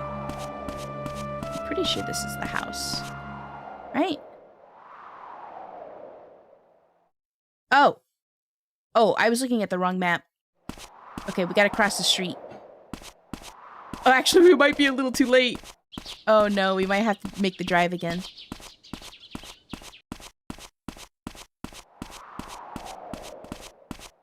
We might have to make the drive again. It might be too late. We'll see. Let's see. We gotta make sure Emma is still here. Hi, Matthew. What's up? Winona's here too. Come on in. Okay, she's still there. She's still there. Tayako! Welcome in! Welcome in, Raiders. Hello, hello. My name is Hinketsuki. I'm a tuning anemic vampire. We're currently playing MIZZURNA Falls. I hope you had a good stream. What were you guys doing? We're playing retro games. Merry Christmas. Merry Christmas to you too. Fresh meats? No! Do not eat. Do not eat Dianco. Do not eat her. No, no, no. Hi, Hi, Raiders! Welcome in, welcome in. We played Sid Meier's Pirates. Very fun. Yeah, no eat. Do not eat. Hime, I'm hungry! Okay, I'll make you guys some food. Just don't eat the Raiders. What the heck? Thank you so much. I appreciate you raiding. If you have to raid and head out, I completely understand. Please do get rest after a long stream. But if you want to hang out, we're playing MIZZURNA Falls, the silly little obscure niche Japanese game that was never released in America despite the setting being in America. Raiko, thank you so much for gifting us out to Daeko. Yeah, Polish fairy don't taste too good. I was told there was fresh meat in the basement. No, I'll cook you a proper meal. Don't you worry. Don't you worry. I still have some leftover pot pie. It should be in the fridge down there. Thank you. You're welcome. You're welcome. But yeah, for those of you who just came in and want to be caught up to speed, this game is set in a little town in Colorado called MIZZURNA Falls. There was a girl that was apparently attacked by a bear in a forest, and then there was another girl that went missing. The girl that was apparently attacked by the bear died in the hospital, and there's another girl named Emma who went missing around the same time. So the police think that the cases are linked, and so we are trying to investigate and see what's going on, because the girl who went missing, her name is Emma, is a friend of ours. We are playing Matthew, the guy in the green jacket. So we're trying to figure out what's going on. Yeah. Hi, Steph. Welcome in. 7th God. Hello. Yeah, friends are not for eating, only for yeeting. Yeah. I hope you guys enjoy. If you decide to stick around, or if you need to head out, I hope you have a happy holiday. Get real cozy. Enjoy time with your family. Eat good food. Get fat. Be jolly. Be jolly. Be jolly. Be jolly. That's crazy. The whole time you've been playing, I've been thinking how this reminds me of Colorado a lot, but I never heard it was actually in Colorado. Yes, yeah. It's said to be set in Colorado. Yeah. All right, let us continue. Matthew. ... Steve Rowland, 45. Hold on, there was a comment that Alk made. I needed to read it. And then you must tickle his bum hole, but only for 5... What? Only for 4.5 seconds if you do it at... Wait. If you do it at... Got 4.6, your mom and dad divorce? Game design. Yeah, like, I understand why they're doing it this way, where it's like everything's set at a certain time, because what I do find really interesting, at least for when this game came out, which is like 98, is that, yeah, so... all of the NPCs kind of have like a cycle they go through where it's like at a certain time they'll be at a certain place, and then, you know, after a certain time they leave and then they travel to another place. And I think that's kind of cool. I don't know how common that was in games around this time. But yeah, I think it's really sick, honestly, the way that they designed this game. Like I said, there's not a whole lot of hand-holding, which makes it a difficult game to play. But I do really like it. Like I said it last stream, I think if they like remastered this and re-released it, and did some like quality of life upgrades, like this game would be like game of the year, pretty easy. Autocorrect got him again. Didn't pick up the cookie. Bad end. Locked in. Yeah, literally. Steve Rowland, 45, Emma's father and the town mayor. He's agonizing over how he could have tried harder to understand his daughter. Sarah's been like this all day. Sorry to hear. Why did this happen? Why my little girl? Miss Rowland. I'm sorry, I'm not a voice actress. Sarah Rowland, 40. Emma's mother, still in shock, she's been reduced to moping around the house. Stay strong. We can't give up hope. Emma. Thank you, Matthew. We can't all just descend into despair. Wherever Emma is right now, she needs our help. I've decided to help Morgan with the investigation. Is that so? On that basis, would you permit me to look through Emma's room? No! When she comes home, it needs to be exactly how she left it. Sarah. Matthew, we both want to help, but just give her some time, okay? I don't want anyone going into Emma's room until Sarah calms down. All right. No! Matthew, are you okay? It's nothing. Don't worry about it. What's wrong? Matthew, do you like Emma? Sure, I like her. I think she likes you too. What's all this about? Like I said, it's nothing.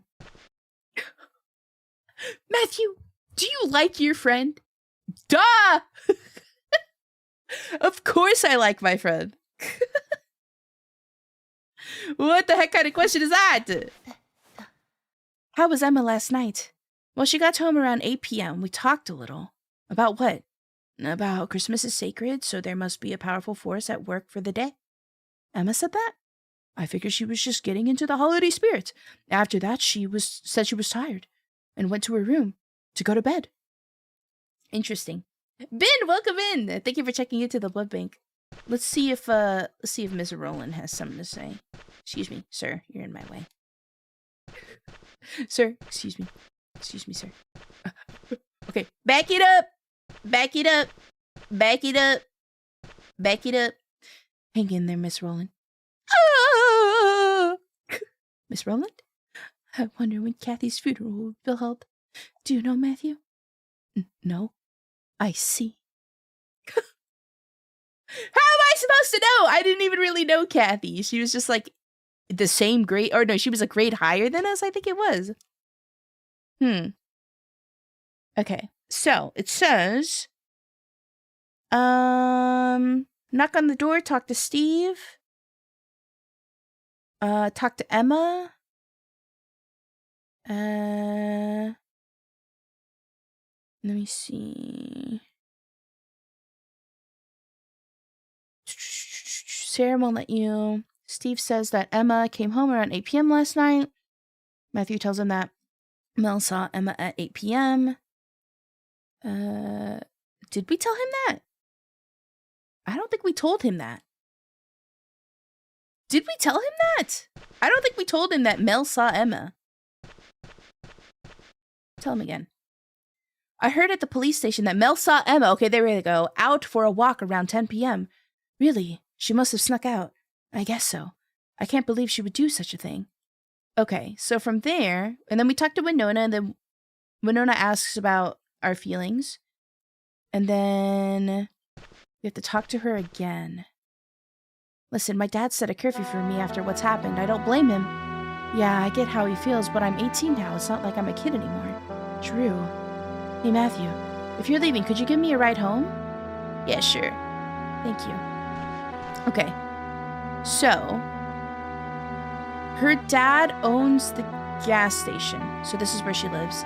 And back with chocolate cake! Why does that sound so good? I don't even like chocolate cake. Okay, I do like German chocolate cake, though. And I do like the chocolate cake that has, like, coconut. Is that German chocolate cake that has, like, the coconut in it? German... Where's Timekeeper when you need him? German chocolate cake. Yep, it is. Okay, yeah. German chocolate cake, originally German chocolate cake, is a layered chocolate cake filled with coconut pecan frosting. That shit is so peem! I love German chocolate cake. I need that. Now it's all I'm gonna think about. We got cinnamon rolls yesterday as like a tradition, so I already have a sweet in the house, but so a bit crispy. Yeah. I like the toasted, crunchy chocolate bits, or coconut bits, rather. Okay, so we're gonna give Emma a ride home to the gas station. Let's go do that. Sir, where's your door? How do I get out of here? Is it over here? Oh, she's following me. Okay, sick. Can I use the door? Holy shit. Holy shit.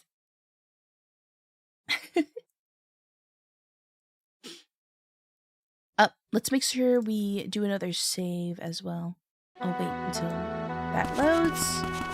And our house, or our car is over at the house across the street, so Let's go. Let's go, Winona. We're crossing the street. Make sure to look both ways before crossing. Okay, it's safe. Let's go. Don't want you to get hurt. We don't need another woman dead or missing. Alright, get in the car. I wonder how this house feels about me just parking here. And then crossing the streets and entering the house across the street, just leaving my car there. Wonder how they feel. Alright, let's go. Winona, you know what? You can use the you can control the radio. By the way, I almost hit that car.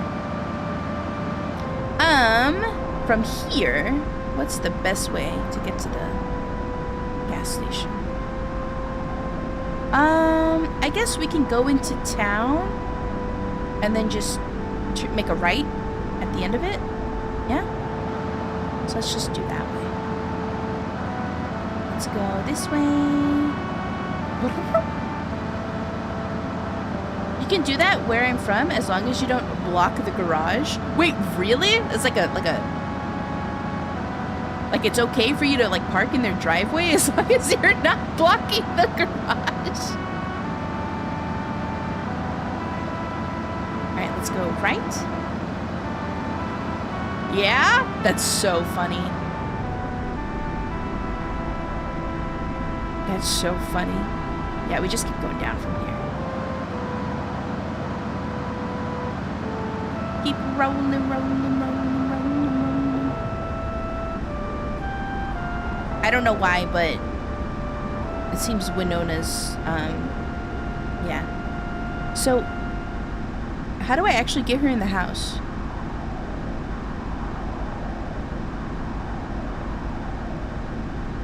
Matthew and Winona will talk outside the gas station. Do I just leave? Like, do I just... Oh. It's like, how do I make that work?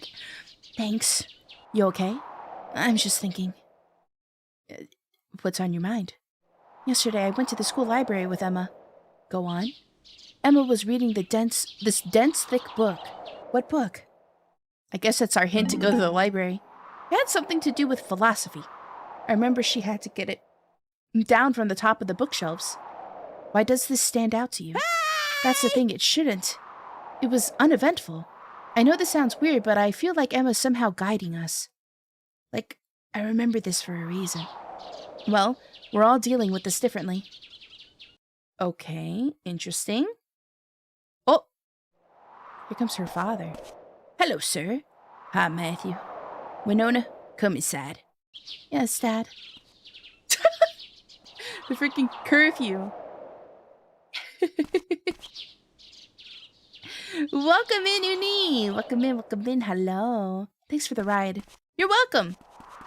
So there is a couple things there that we missed. Like, if you don't talk to the characters multiple times, you can miss things. So that's quite interesting. Binia, welcome in as well. Ow! Thank you for checking into the blood bank. Okay, so from here, it says we have free time. We should go to Captain Naz's. We should go in my shed and pick up the notebook. It's really important. And then we want to get to the high school by 11:30. It's already freaking 11:30. What do you mean?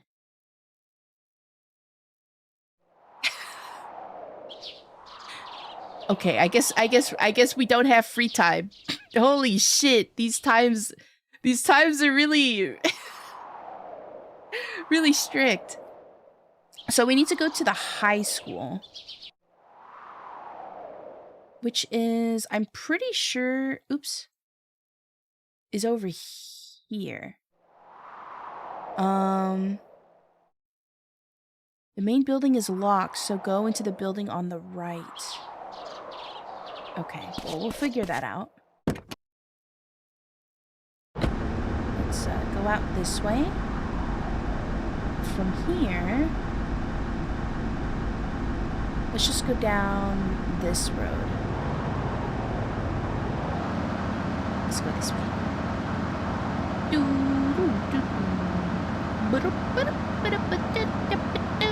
Ow! What the heck? What am I hitting? Hello? Ah! Holy shit. Okay, so it's this way? So they said the main building is locked.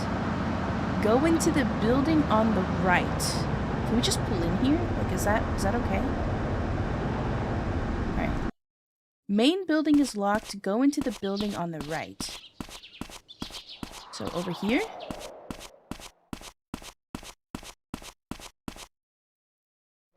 Okay, the high school. Where are we now? We have to look for a thick book. Okay, the library! Finding Matthew Williams in the library! It must be a Christmas miracle! Oh, who's this? Huh? Oh, Miss Holden. Liz Holden, 26. Matthew, Emma, and Winona's homeroom teacher. Ah. She treated Emma like a little sister and was one of the few people Emma could open up to. Hey, Matthew, I heard about Kathy. Do you think Kathy and Emma were together last night? I have no idea. Frankly, I wonder if Emma and Kathy are connected at all. What do you mean? I saw how stressed Emma has been lately. Whatever was worrying her is probably why she disappeared. What was she worried about? I don't know. It was just the feeling I got from her demeanor, her body language, that kind of thing. Welcome in, Miyako. Welcome. I'm sorry I couldn't be of more help. Well, I need to get back to the main office. Hi, Snowgod. Alright, we need to get into the library. And we need to find a thick book. A thick book. Let's see. Oh, maybe she can help. You!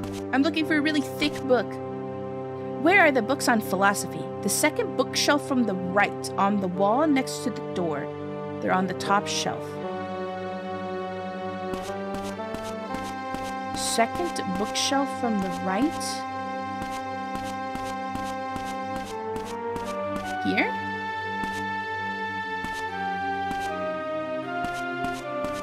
Oh, wait. From the door? I don't know. Oh, wait. Maybe from here. Second bookshelf from the right. This one. Huh? No? Huh? When in doubt, just keep pressing buttons.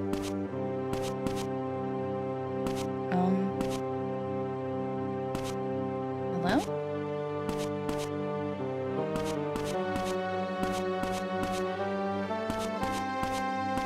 The guide is saying it's here, but maybe not.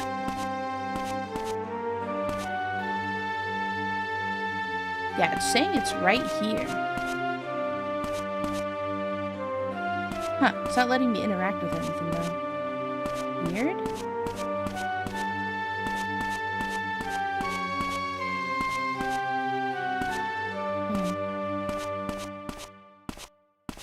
Oh, wait, what? And then it says, pick up a small footstool in the center of the room. Oh, we need a footstool. This one. Ah, I see. That would have been nice to know. So it says here.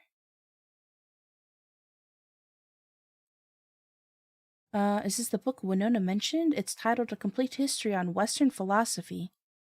There's a bookmark stuck between the pages.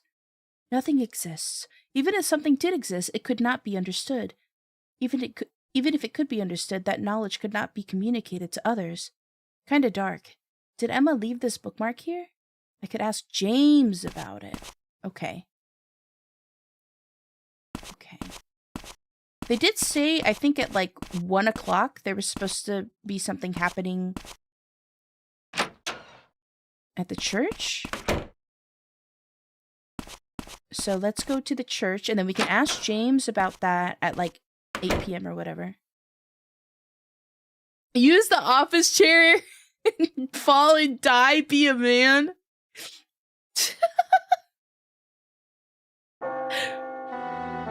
Okay. Let's head out. I think it's currently 12. And the church event starts at 1. So, from here... Oh, we're pretty close. Well, actually, no, that's a pretty windy road. Alright, let's get going. It might be a good idea to save. And then let's back it up. Back it up. Back it up. Alright. Haul ass! Let's go! We got a church to get to! Go, go, go! I wish I could open the map without having to come to a complete stop. Oops. Cheese it! Because I'm wondering... Nope, we can't go that way. Yeah, we have to go past the gas station. Okay. Cheese it!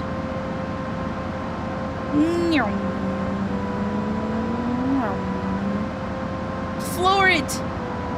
How fast is 80 kilometers? Is that fast? Am I going fast? It doesn't feel very fast. What do you mean I can't go this way?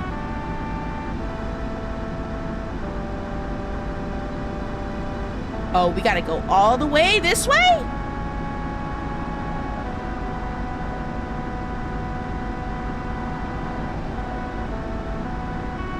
Good Lord. 50 miles? Okay. Holy.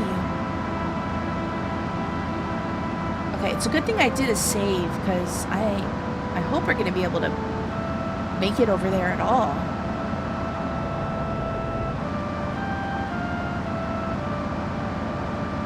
We're taking the scenic route. We don't talk about that. We don't talk about that. We just gotta make it there by 1, which I think we should be able to make it. Methinks. Hopefully, there's no roadblocks or anything over here. Making my way downtown, walking fast, faces passing, I'm homebound. I don't know why the radio keeps playing this song, but it does. Alright, from here... We'll keep going straight. Wait, do we? Am I understanding the map correctly? No, we go this way.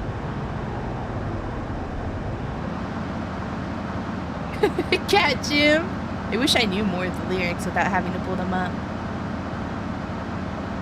Cause I need you, da-na-na-na-na-na, and I miss you, da-na-na-na-na-na, and now I wonder if I could fall into the sky.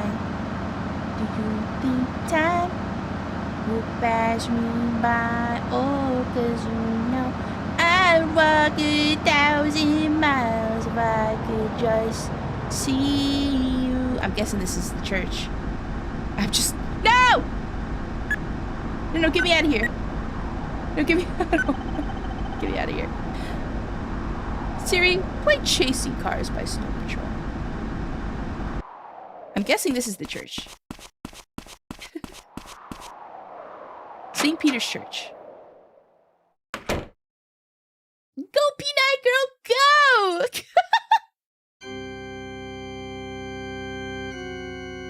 The music in here is crazy. What the heck?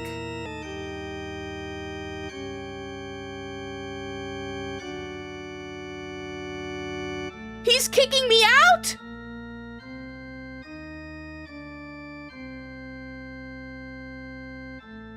F? I sure hope not. Is it an F? There's no way. Wait, what are these boxes for? Huh? Way back? What happened? Did the stream go down? Wait, what are these for? Hi!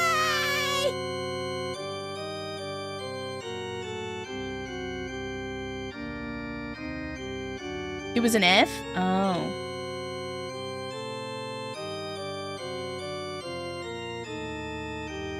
I hope hope we don't miss any information. Stream was cooked for a minute? Oh. I recommend arriving no later than 12:30 p.m.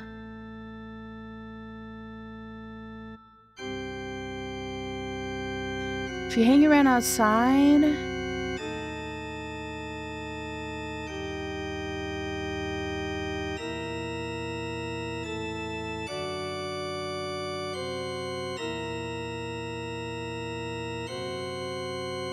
Okay. I don't know if we'll miss anything important from this. It doesn't seem like it.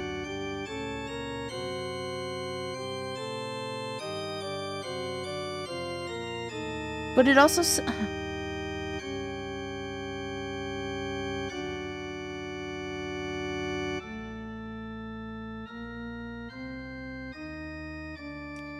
Hold on. Let's try and get there faster if we can.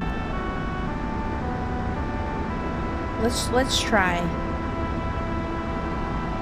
Let's try. Because I do want to... Shit. I do want to talk to them. So if we can make it there faster, that'd be great.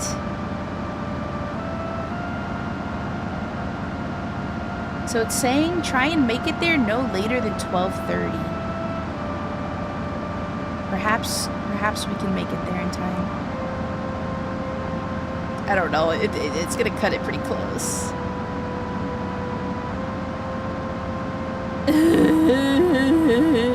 It's because we took so much time in the library. Ah! We can do it. I believe. I believe. I believe. I believe. I believe. I believe. I believe. I believe. I believe. I believe. I believe. I believe. I believe. I believe. Okay, we're gonna be a little late. Fashionably late. Fashionably late. But that's okay. That's okay if we're just fashionably late. It's fine. It's fine. Sorry, car trouble's on the way.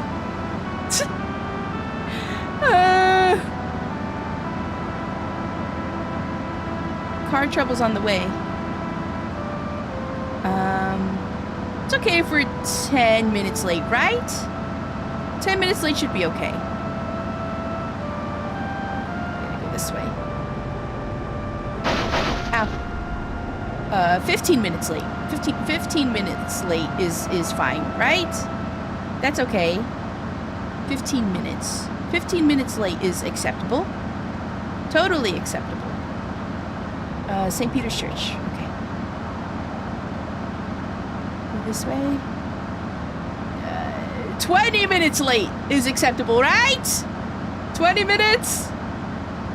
I think I'm going the wrong way. I actually think I'm going the wrong way. I don't know. It's fine. Nope. We went the right way. Okay, 20 minutes late is fine. 20 minutes late is fine. I'm gonna do a save out here.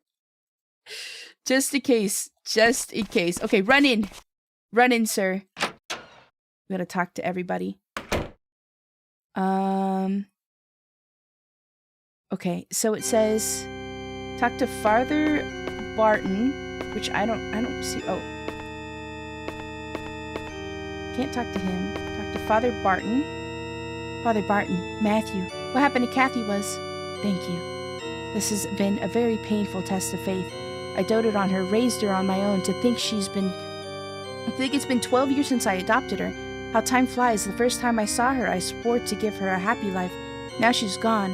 The Lord will judge whether I succeed. And Emma is still missing. But God works in mysterious ways. All I can do now is pray. But what on earth was she thinking when she went into that forest? Maybe I didn't truly know her at all. Have you made your arrangements? Yes. Her funeral will be held at the cemetery tomorrow at 9:30 in the morning. I'd like her to be laid to rest as soon as possible. Matthew, will you pray too for poor Kathy? Okay. So we talked to Father Barton, Samuel, and Cohen. Which, I think... This guy? That's Robert. Keep an eye on her, will you? Cohen.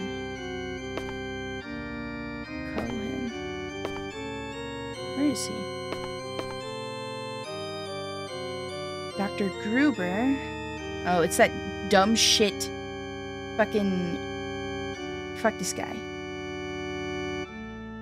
Fuck this guy. Who is Samuel again? Oh, this guy. This is Samuel, never mind. Put it simply, the cause of Kathy's death was shock. She was horribly traumatized and something triggered a memory. She was in a safe hospital room. That's the big question. Maybe Snowdrift fell. Maybe seeing Morgan's ugly mug scared her to death? What the heck, man? What's wrong with this guy? Don't forget the nurse. The head nurse, don't recall her name, but she's usually at the nurse's station. Are we done? I'm a busy man, you know. It's a terrible thing that happened in her peaceful little town. Okay, we gotta speak to Cohen. Which I think is this guy? This is Steve. The meeting's not about to start, you fucking liar! I still have a few more minutes. What the heck? Samuel's... Oh, Cohen has the hat on. Okay, let's load this again. And since we've already read the other dialogue from everybody else, it's not a big deal. Okay, Cohen has the hat on. I forgot about that. Okay, so this guy. Oh, that's Nas. No, get out of here. I don't want to talk to you. I want to talk to Cohen. Are there really bears roaming around this time of year? They usually hibernate by now, but occasionally some fail to store enough food and must delay hibernating until they do. Those ones become agitated and dangerous. It's possible that they'd attack a person. If Emma and Kathy were together, then maybe that means... No, bears don't see humans as a food source. All it did was wound Kathy, remember? If Emma was also attacked by the bear, I'm sure we would have found her nearby as well. If you find out anything, let me know. Okay, that's all of his dialogue. And we already spoke with him, but we gotta run through all his dialogue. Watch me to pray. And then he tells me when the burial will be. And then we'll go over here and talk to Samuel again. Which I kind of skipped through. Oh my god, dude, the tank controls. Come on. There we go. Do you have a moment? Who are you?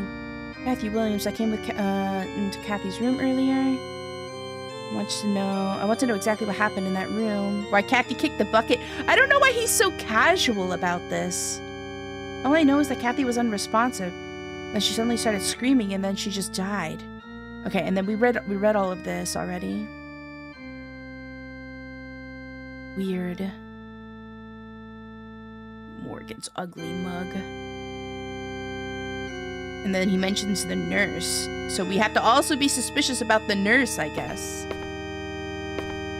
From here... at 1 p.m. Morgan... Let me see. At 1 p.m. Morgan will say the meeting is about to start and ask Matthew to leave. You'll be locked outside of the side door. You can grab the small box. Oh, and you can peek. You can peek on the meeting. So we gotta wait to get kicked out.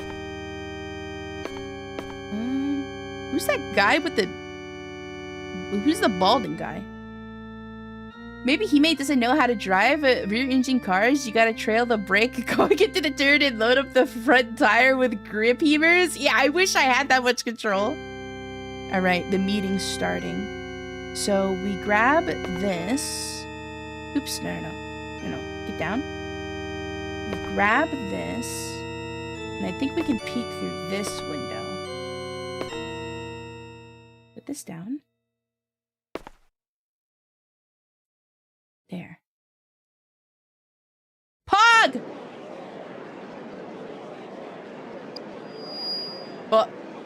Quiet down, everybody! Let's cut to the chase. Are we talking about murder here?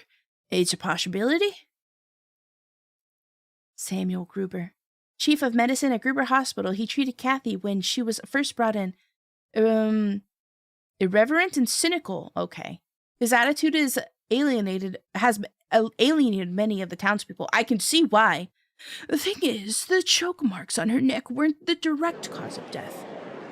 What was the cause, then? To put it simply, she died of shock. But why would it happen later? If you were going to die of fear, wouldn't it be during the actual bear attack? She was gravely injured and hypothermic. Shock killed her due to her weakened state.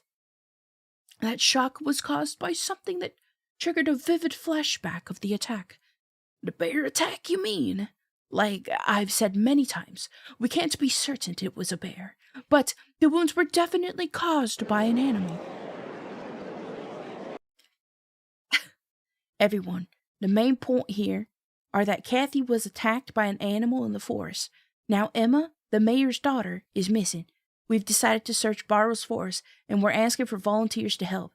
Any able-bodied men who are willing to meet up in the forest cabin at 3:30 this afternoon. Okay! Mr. Mayor, would you like to add anything? Right. My daughter could be suffering somewhere. Everyone. I know. That Emma is alive. No,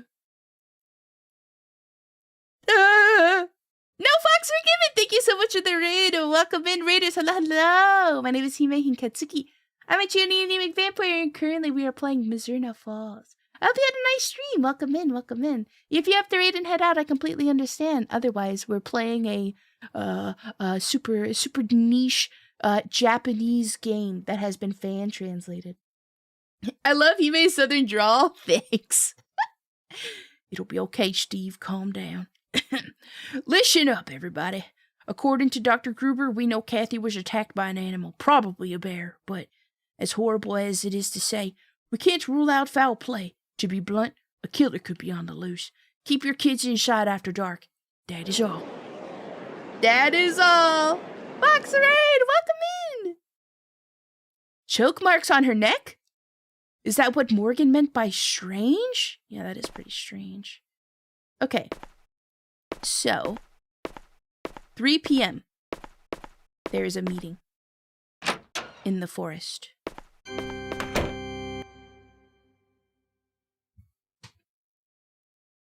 There's a meeting.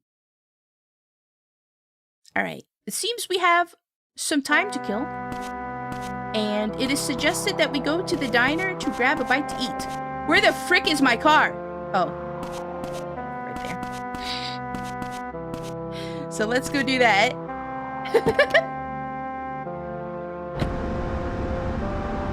So we gotta go all the way this way. Oh. This is fine. This is fine.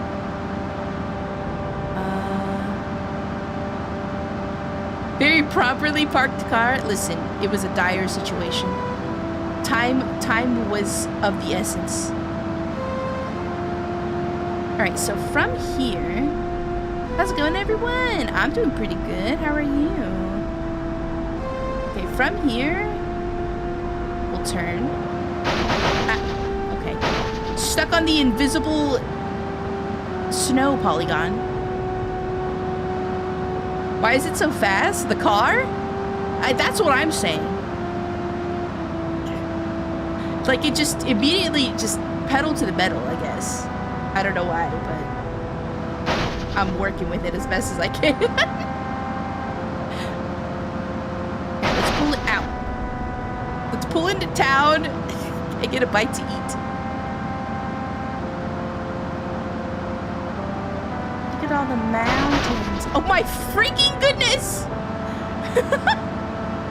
I'm surprised the car is still running. Alright, let's go this way. I believe.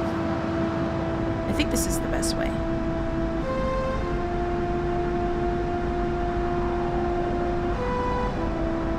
We could go this way, but this is fine as well. The car's floating. I think it's fine. It's enchanted. The enchanted car. I think this car IRL is like 60 at best.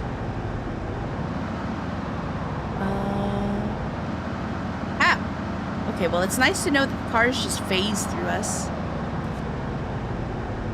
Okay, let's hit up the diner. This is probably a good spot for us to do a save state. Let's see, let's go in the diner. Oh, we gotta stop by our house as well. We have to stop by the house. We gotta pick up our notebook.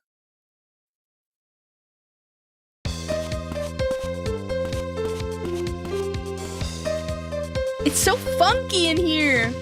You seem busy. Not as much as usual. Lori Ann Haynes, 20, waitress at the local diner. A straight shooter. She's blunt yet kind. She's dating Mel. But they often fight. Oddly, this may be what makes them work. What? What kind of toxic bullshit is that? I heard Emma's gone missing. About that, Lori Ann, did you know Kathy? The Jesus freak? Not really. She was always by herself. I think there's bound to be a connection between Kathy and Emma's disappearance. Were they friends? That's what I'm hoping to find out, but as far as I know, they weren't. Well, they could have been. Those two are pretty alike. In what way? You could never tell what either of them was thinking. True. Oh god, here he comes. Here he comes. What's eating you? You look pissed. Mel Aston, 18. The only child of Dennis, the town's most influential man, a notorious delinquent. Quick to anger, he's a rebel without a cause or a brain. It's nothing. Don't nag at me like some old crone, Lori Ann. Finish up here and let's go drinking. What the frick is this guy's problem? I can't. My dad's out. My dad's not here today. Gotta take care of the place by myself. It's your diner. Just close it early. What's the big deal? Told you already. I can't. You want to talk? Let's talk here. Ugh. I can't catch a break. Everyone's on my case today. What happened? I got interrogated by that fat ass. He thinks I had something to do with Emma. Who? Morgan? Yeah, Jabba the Sheriff. Jesus Christ! Hey, so what if it's the last person? So what if I was the last person to see Emma? Where did you see her? Huh? I said, where did you see Emma? Why should I tell you, you prick? I saw Emma last night too. I want to know where she went afterward. Oh, cry me a river. So your squeeze ran off. So what? Jesus Christ! I'm interested too. Just what were you doing with Emma last night? Come on, it's not like that. I saw her for 2 seconds. Where? I was on Cochran Peaks. Yeah? Yeah, Mel? You were on Cochran Peaks? Yeah? Is that where you were? Yeah? Cochran Peaks? Just where you come out of the tunnel. Did you two talk? Not really. She said something about going to church. The church? Was she alone? Hey, up yours! I already got interrogated once today. I'm not going through it a second time. Shit, this guy. Wait, you're leaving? I'm sure as hell not staying here. This guy sucks! Jesus, why is she dating him? Ugh. What a dick. That's your boyfriend. Aren't you two going out? Yeah, well, Mel's more of a diamond in the rough. Yeah, my ass. My ass he is. Welcome. What can I get you? Let me get some... Oh, we got the grits last time. We gotta do it again. Dang. Today's special is cheesy grits. I hope you're hungry. Oh, fuck, that sounds good. Oh, yeah, give me them cheesy grits. Yeah, let me...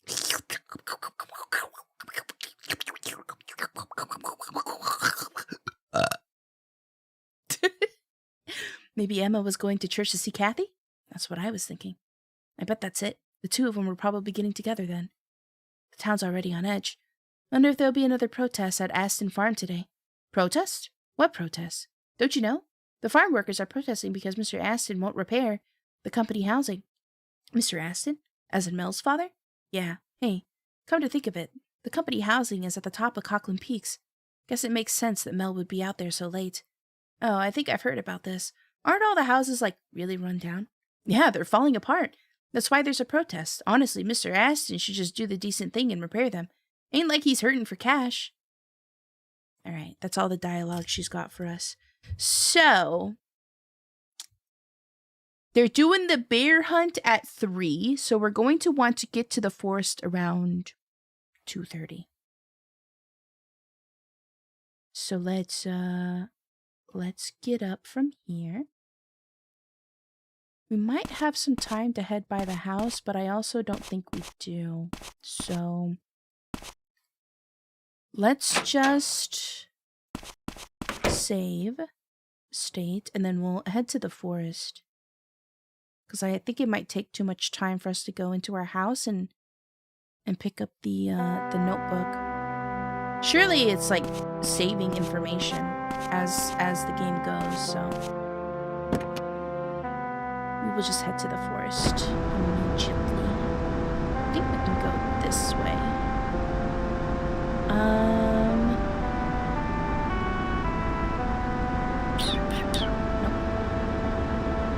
This way. Right? Yeah. Alright, let's go to the forest. I'm gonna head this way. Why are Lorianne's lips so red? She's a waitress. She's gotta put the lipstick on. There's like some sort of psychology around the way you present yourself when you're a waitress that really defines how you get tips. So surely she's got that fang on because she needs the money. I'm pretty sure we go this way. This way. Come to think of it, we probably had some time to grab the notebook, but that's okay. Grab it if we ever have to save or something. Alright, let's get up here. Next you're gonna say I've been a waitress for 10 years? No, I just understand how people work. Before I was a dental assistant, do I really sound like I've done 1,000,001 things in my life? Okay, check on the bear hunt, talk to Morgan. How can I talk to Morgan? He's not here. Want to join in? Haven't you heard? The forest is off limits. There's a wild bear in there. Huh. Where's Morgan?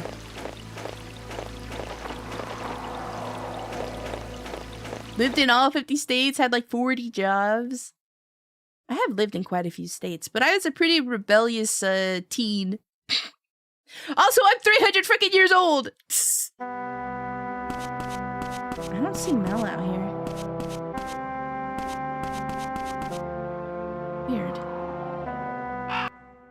Weird. Where is Mel? I guess closer to 2 o'clock. It's a good thing we did a save state, because honestly, we can just, I'll just load here, and we'll run to the house really quick and grab the paper.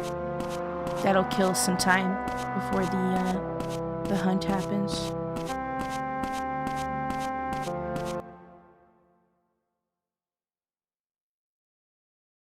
How about Hibe's 10 years experience as a university professor? I think that would be so cool. Honestly. I could teach alchemy. Alright, let's grab this notebook that's in here. Pet the dog woman! I will as soon as I leave. Okay.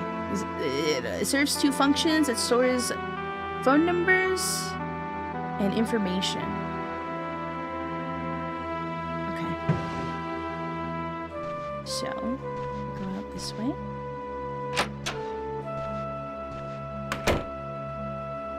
Ten-year arc of chief of police? Nah, I could never be a cop. I could never be a cop. The way some people act around cops, man, I could never do it. Not me. Nuh-uh. Not me.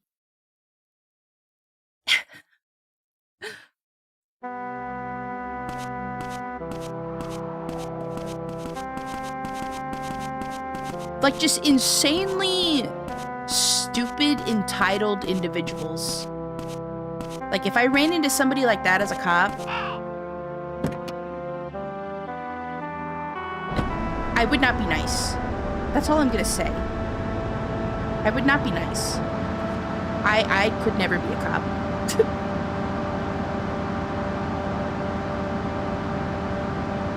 Like, if I came across somebody that was, like, very obviously drunk, and I was like, sir, we gotta take you in for public intoxication, he'd be like, I'm not fucking drunk. I'm not fucking drunk. Fuck you. And, like, if you, like, spit at me or something. Bro, I'm whipping my taser out. I'm sorry. But this is why I'm not a cop. So for anybody who's like, Hime, you can't do that. You can't do that to people. This is why I'm not a freaking cop.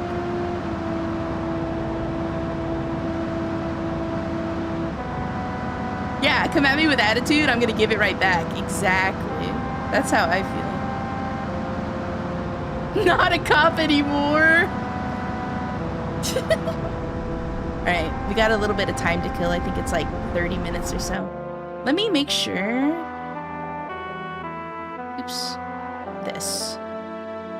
Let's see. Did it record stuff that we've already got? Emma, Steve, Sarah, Winona, Samuel, James, Cohen, Lorianne, Mel, Barbara, Barton, Nas, Mary Lou, Morgan, Kathy. Okay, that's perfect. Phone numbers?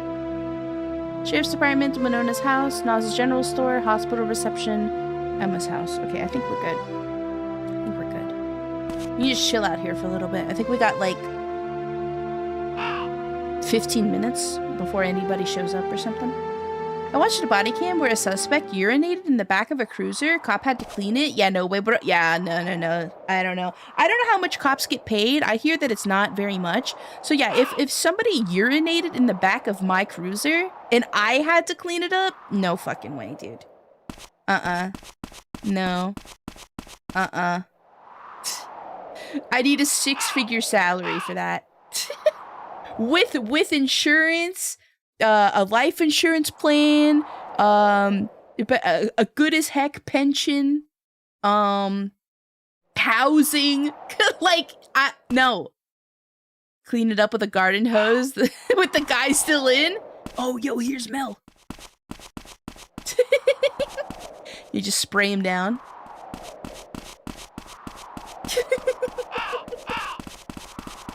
Like, so Dizzy sometimes watches body cams on YouTube when she's chilling, and there was one of this lady, and I guess her thing was that she was being really racist and like harassing kids for no reason, and she was very obviously intoxicated. I don't know if it was drugs or alcohol or what, but she gets handcuffed and put in the back of the cruiser, and she's like, these kids don't get it. They just think everybody's against them. I had to teach them how life really works. And it's okay. Like I grew up in these streets. My kids grew up in these streets. Like I can say the N-word. And I was like, if somebody was talking to me like that, like, what do you mean, what lesson? What lesson are you teaching these kids? By throwing sticks at them? Calling them slurs? What lesson? What about life do they not understand? That the harassment, both like physical and verbal, is necessary? Like, what is wrong with you? Like, I probably would have punched her in the face. Dealing with people who spin out on drugs is difficult. Like, not even that, just drugs aside. Maybe the drugs is what made her do what she did, but even if she was sober and said that, I think I would have decked her in the face. Ever seen the one of the lady's pet raccoon holding her meth pipe? No. There were hills when I went to school, both ways. They don't get it. Pattern of abuse they learn for their parents usually. Right, yeah. Just absolutely insane. Yeah, I would have decked her in the face. Lead poisoning. And like the one body cam where the crackhead called the cops on their dealer because the dealer wouldn't give them their meth. What the heck? Morgan, I ran into Mel. He was complaining about you. Said you treated him like a criminal. 'Cause he is. This morning wasn't our first meeting. According to Mel, Emma said she was going to the church. That makes it all the more likely Emma and Kathy were together last night. Do you think Mel was with them too? I wonder. Mel's definitely hiding something. Does he have an alibi for last night? He says he was at the bar. The bar? Club Wolves? He was real reluctant to admit that he was there, even when his freedom depended on it. So I don't think he was lying, and for now, his alibi holds up. All over $20 of meth? Wait, you can get... I thought meth was expensive. What do you mean $20 worth of meth? What? I feel like that's nothing. I thought meth was expensive. Or is that cocaine? I don't know. I don't know, man. Hi, Hime. Happy holidays. I hope you're doing well as well. Thank you so much again for the raid. At this point, lethal force. Usually lead poisoning leads to mental instability. I'm mildly racist, but I never have public crash outs. Admitting that, you know what? Admitting that. Self-awareness is the first step.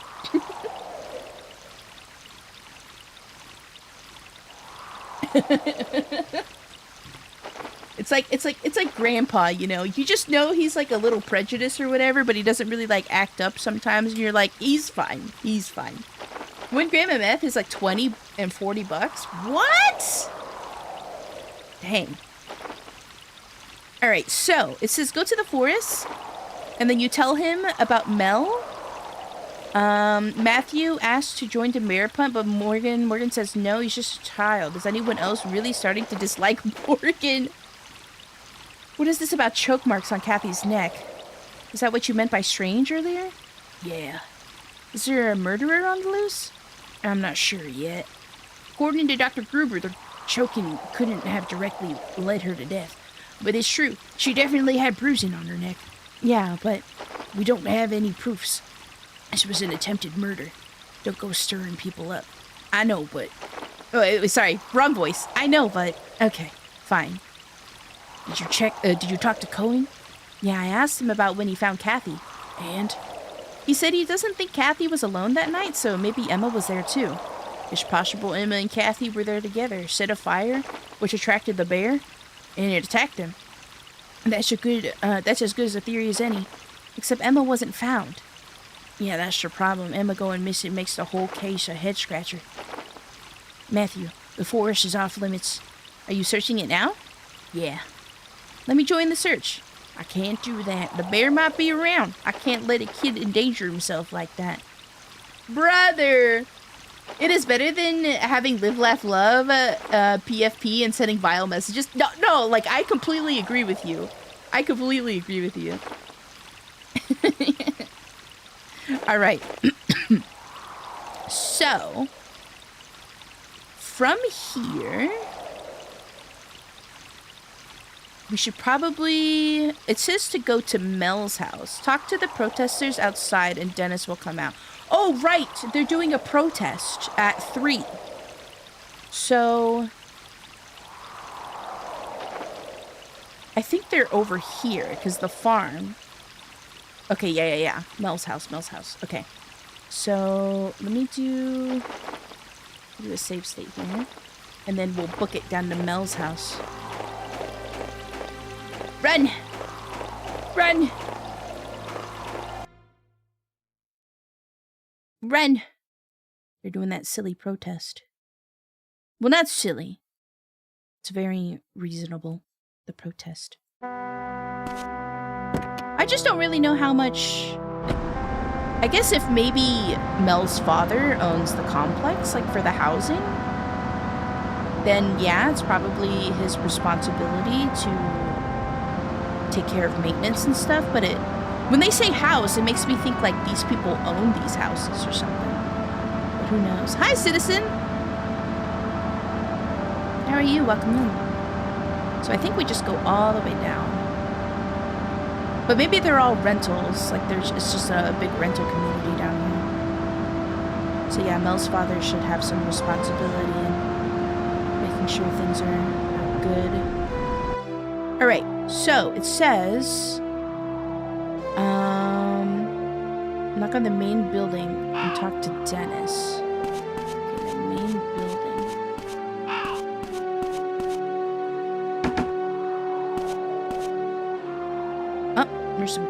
Oh, okay. I asked earlier who is the guy who was balding, and it's Dennis. Want some with me? Yeah, can I? What do you want? Is Mel home? Mel? Don't know where he is. His room's around the side. Look for him yourself. Oh. Why are they all so rude? What the heck? Alright, let's go. Honestly, what now? I'm not trying to... Okay, I don't know what his problem was. Is it around the side? Here?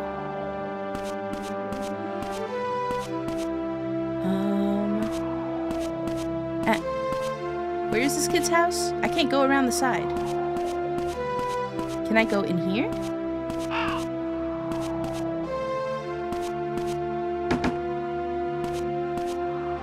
No, he's just gonna come out again.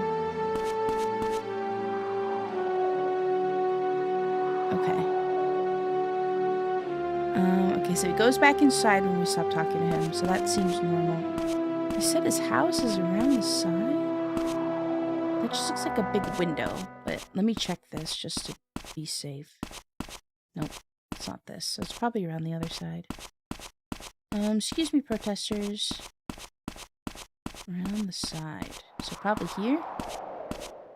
I would think, maybe. Does it go down?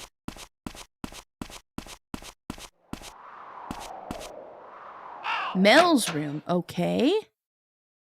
Is this okay for us to do? Oh my god, look at this place. Filthy. It's got records all over it. That's pretty cool, though. Looks like there's a note here. No, maybe not.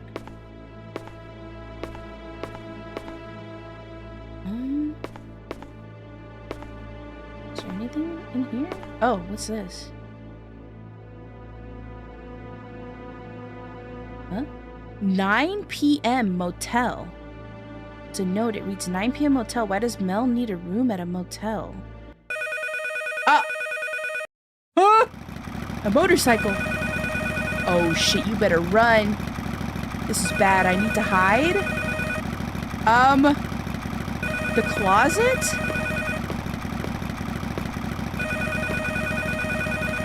Hide in the closet. You better hope he doesn't need to change his clothes. Freaking motorcycle's so loud. Turn it off.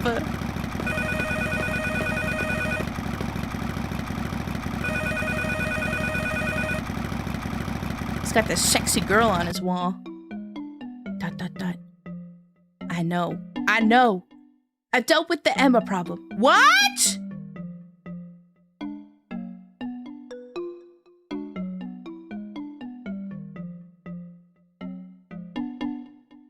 Why does he have a shower in his room? No, I think that's a closet. I've dealt with the Emma problem, and I've got it with me, so stop worrying about it. Uh-huh.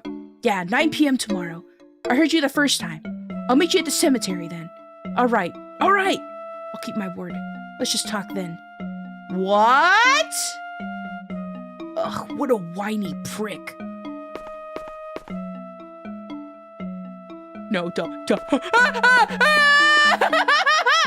Hey, Mel! Come here! Why? Don't make me repeat myself. Whew! Saved. Oh, shove it, you old fart. Get in here this instant. Fine. Oh my god, that was close. Holy shit, that was close.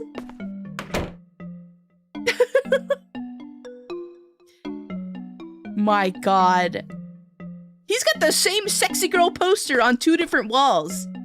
This guy really likes this girl on the freaking motorcycle. Okay. Let's see. From here...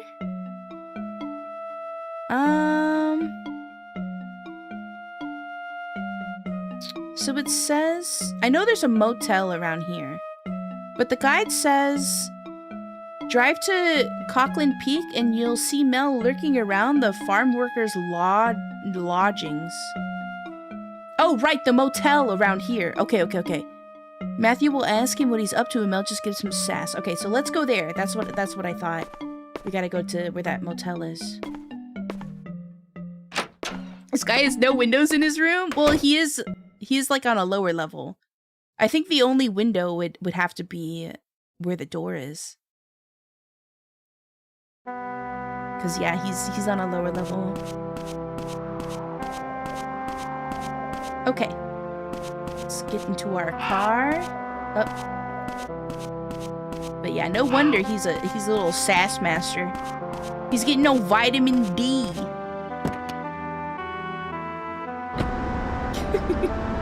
You gotta get him one of those like salt lamps or something. This guy is salt lamp.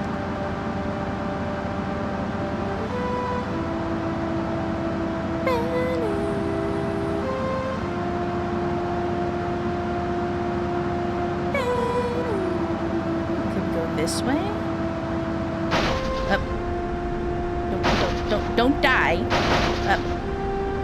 We're gonna have to get gas eventually too. Keep that in mind. This way. It's his Oshi. The rare motorcycle riding VTuber.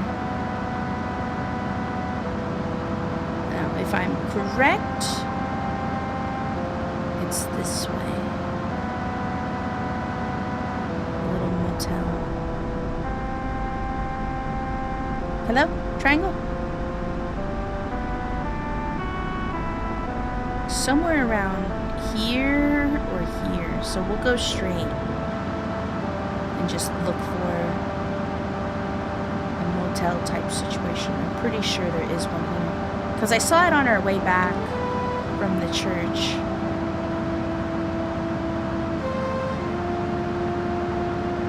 Houses. Yeah, here, motel. Lakeside Inn. 200, what? Oh, 25? How much is it a day? Is that $25?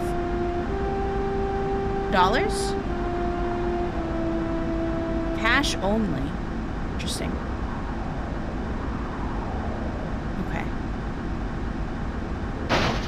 Oop. Oop. Oop. Oop. Open Gangnam Style. Okay, there we go. Let's see. Let's explore a little bit and see what we can find here. Reception. Can I help you? I guess not. That's so weird that the reception is... Well, I guess that's normal. I guess that's pretty normal. Can I knock on these doors? Hello? Anybody home? Is anybody here? Oh, nobody home. Up. It's locked. It's locked. Huh. Okay, what does it say? Workers' lodgings. Is this it?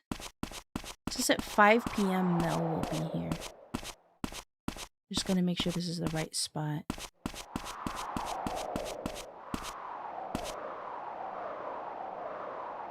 No, this says Lakeside Inn. Workers' lodgings?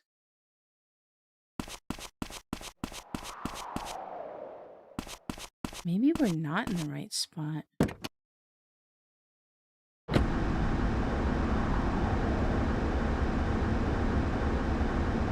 There was something also over here that kind of looked like a place where you could... Oops. Come on! A place where you could probably stay. I think it's over here. Yeah, you see that area over there? Here. Is this it?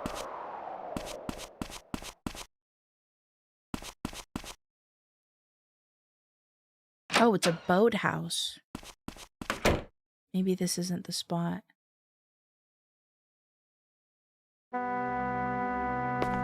don't think this is it. This is cool though.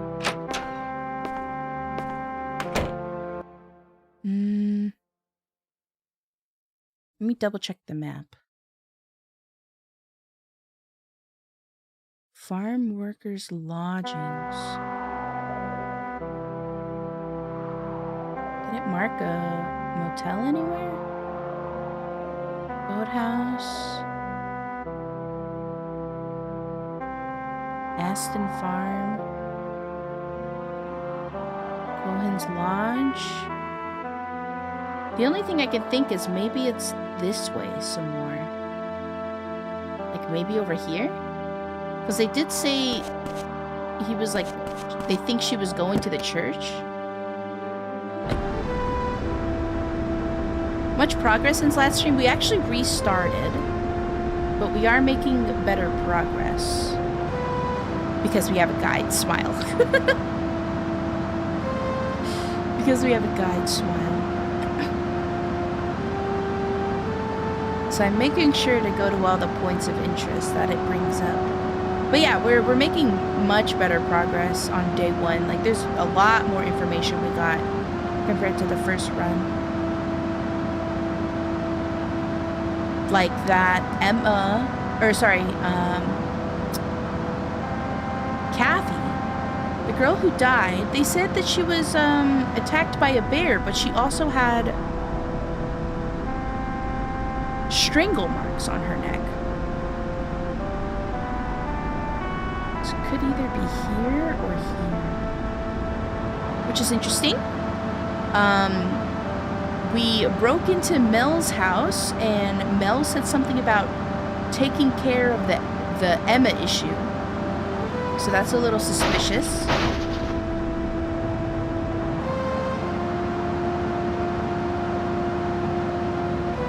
I don't think this is a motel looking area.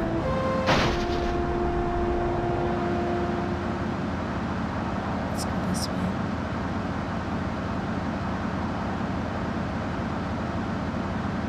I think it's gonna be over here.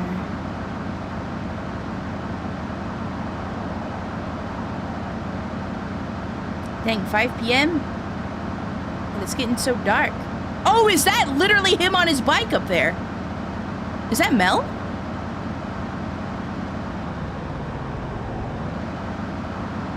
Is that him?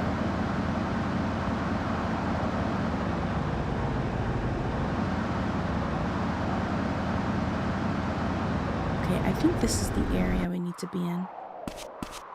Because this seems pretty like a motel area. Hello? Oh, yeah, he's right here. Hello? What the hell do you want? You stalking me or something? Hello? What are you doing out here? Huh? Where are you going, buddy? What are you doing? What are you doing? What are you doing out here? Yeah? Just running around? Just doing nothing out here? Hmm? Huh? It's kind of suspicious. He's just pacing as if he's waiting for somebody. Alright. Well. Seems like he's just gonna be a butthole. But it's a good thing we found the spot. He's still as polite as ever. Have you played this before? Okay. Next point of interest, general store.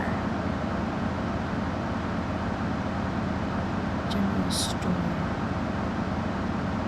He thinks he's so slick, man.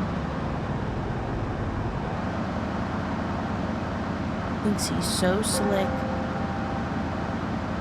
Look at all the stars. Look at the stars. Look how they shine for you. And everything you do. That they were all blue. Just watched you play it last time? Ah, got it.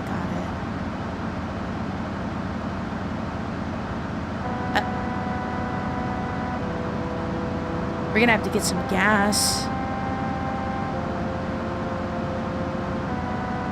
But first, the diner. Or not the diner, the general store. We're gonna go talk to Nas. See if they caught the bear. Surely they're done.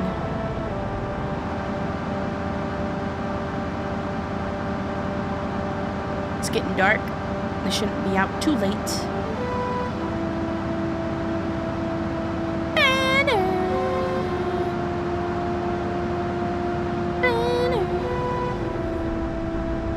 Okay.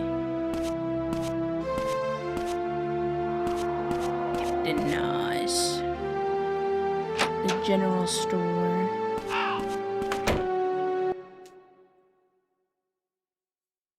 I didn't know Test Drive was on the Nintendo 64. Hi, Hollow. This is MIZZURNA Falls. This is actually a PS1 game. Oh, let's check our mailbox really quick.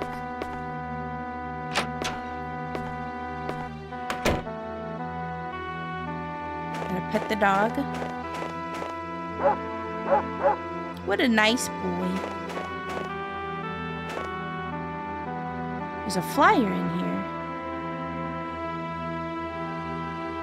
Auto garage. Oh, right. If your car breaks down. Triangle. I'm gonna install a VW bug mod for Assetto. Hell yeah. I have to close up shop soon, Matthew. Tomorrow's gonna be another early start. Okay. What?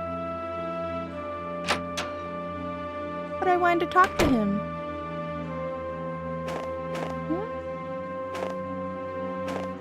I wanted to talk to Nas. What the heck? It says 5:30. Go talk to Nas. They hate me. Maybe he walks out the front door. Oh, here he is.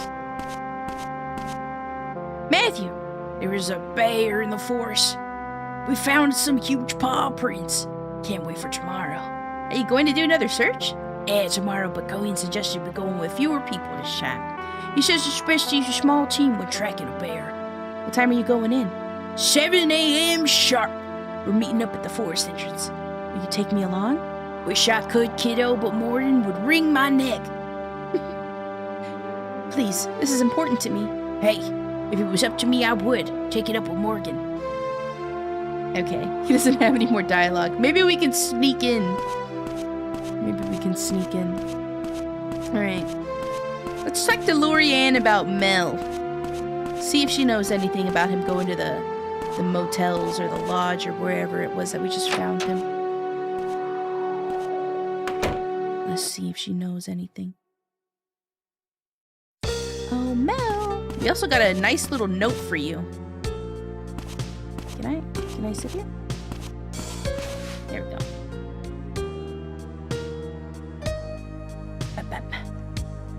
Don't get me started about Mel. He's such a jerk. What's wrong? Mel's been such a killjoy today. All he does is bitch and moan. Being questioned by Morgan probably set him off. Who knows? Feel like a bite to eat? Huh.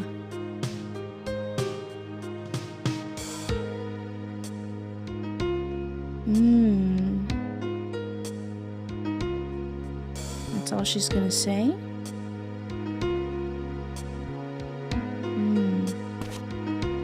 In the guide it says she says something else. Maybe if I order food? Let's get some coffee. It's gonna be a long night. I always forget the selection is circle. There we go.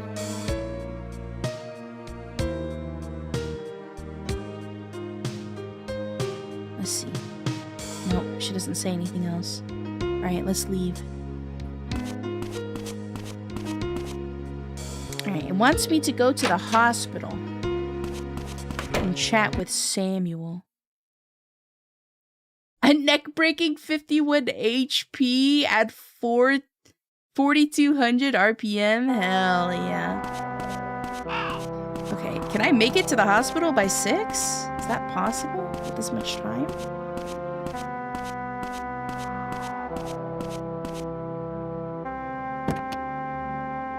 Hopefully. I think we just go straight this way. So in the guide it says that Dennis can't have the lodgings refurbished, that it has nothing to do with money.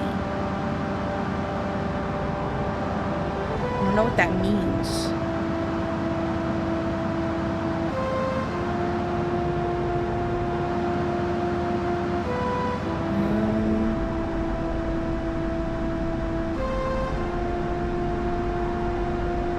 Go this way. And we gotta go talk to the doctor. Doctor, doctor, give me the news. I got a bad case of loving you.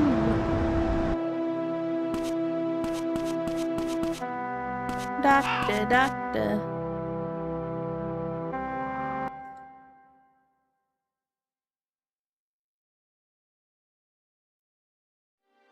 Yeah, so apparently Mel mentions to Lorianne that there's a reason. I want to ask you about the bruising on Kathy's neck. It says that there's a reason Dennis can't have the lodgings refurbished and that it has nothing to do with money. Weird. Bruising? Yes, bruising, like she's been choked. What about it? That wasn't the cause of death, you know. True, it suggests foul play. Oh, I get it. You're saying someone tried to kill Kathy that night. Morgan doesn't seem to be taking that theory very seriously. Maybe in New York, but this is a small rural town. That kind of thing is unthinkable here. Or so Morgan would say. If you ask me, though, someone definitely choked Kathy. From the bruises, can you determine what time the choking occurred? Within 24 hours of the time she was discovered. I can't say for sure exactly when. Someone wrung her neck good, though. Probably a man. How can you know? It's obvious from the size and shape of the bruising. So you can tell the attacker's sex from the bruising, but not when they happened? That's just my intuition, but I'm right. I am at the top of my field. Don't second guess me. Sigh. Listen, Kathy was probably fooling around with some guy, lit a nice romantic campfire, and things went south. Maybe he tried to feel her up or he started getting rough. She tells him to stop, he gets mad and chokes her, and then by coincidence, a bear attacks. Guy runs away and Kathy was left to fend for herself. Simple as that. What?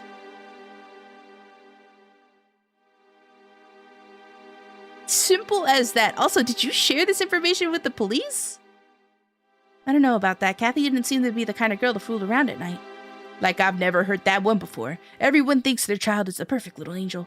Until they OD on heroin and wind up in a body bag. Look, did I even know this girl? You're a doctor! He's right. I don't know anything about Kathy. What kind of girl was she anyway? Or is he saying, did you even know this girl? I'm in the hospital director's office a lot. If you need me, try checking there. Okay. This guy. So weird. Okay. So. It says talk to Samuel. And then talk to James, who's probably in his office. Which I don't know where James's office is. But we'll figure it out. Something tells me it's here.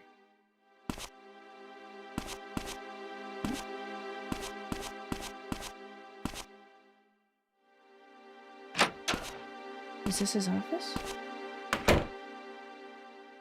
Oh, it is. About Kathy's cause of death. Was it shock?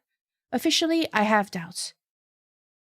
It's not all that preposterous. Don't you have memories that trigger a visceral reaction? Something vivid that stuck with you for years? Sure, but like you said, they have to be triggered. Kathy was mauled by a bear. What in the hospital room could have reminded her of that?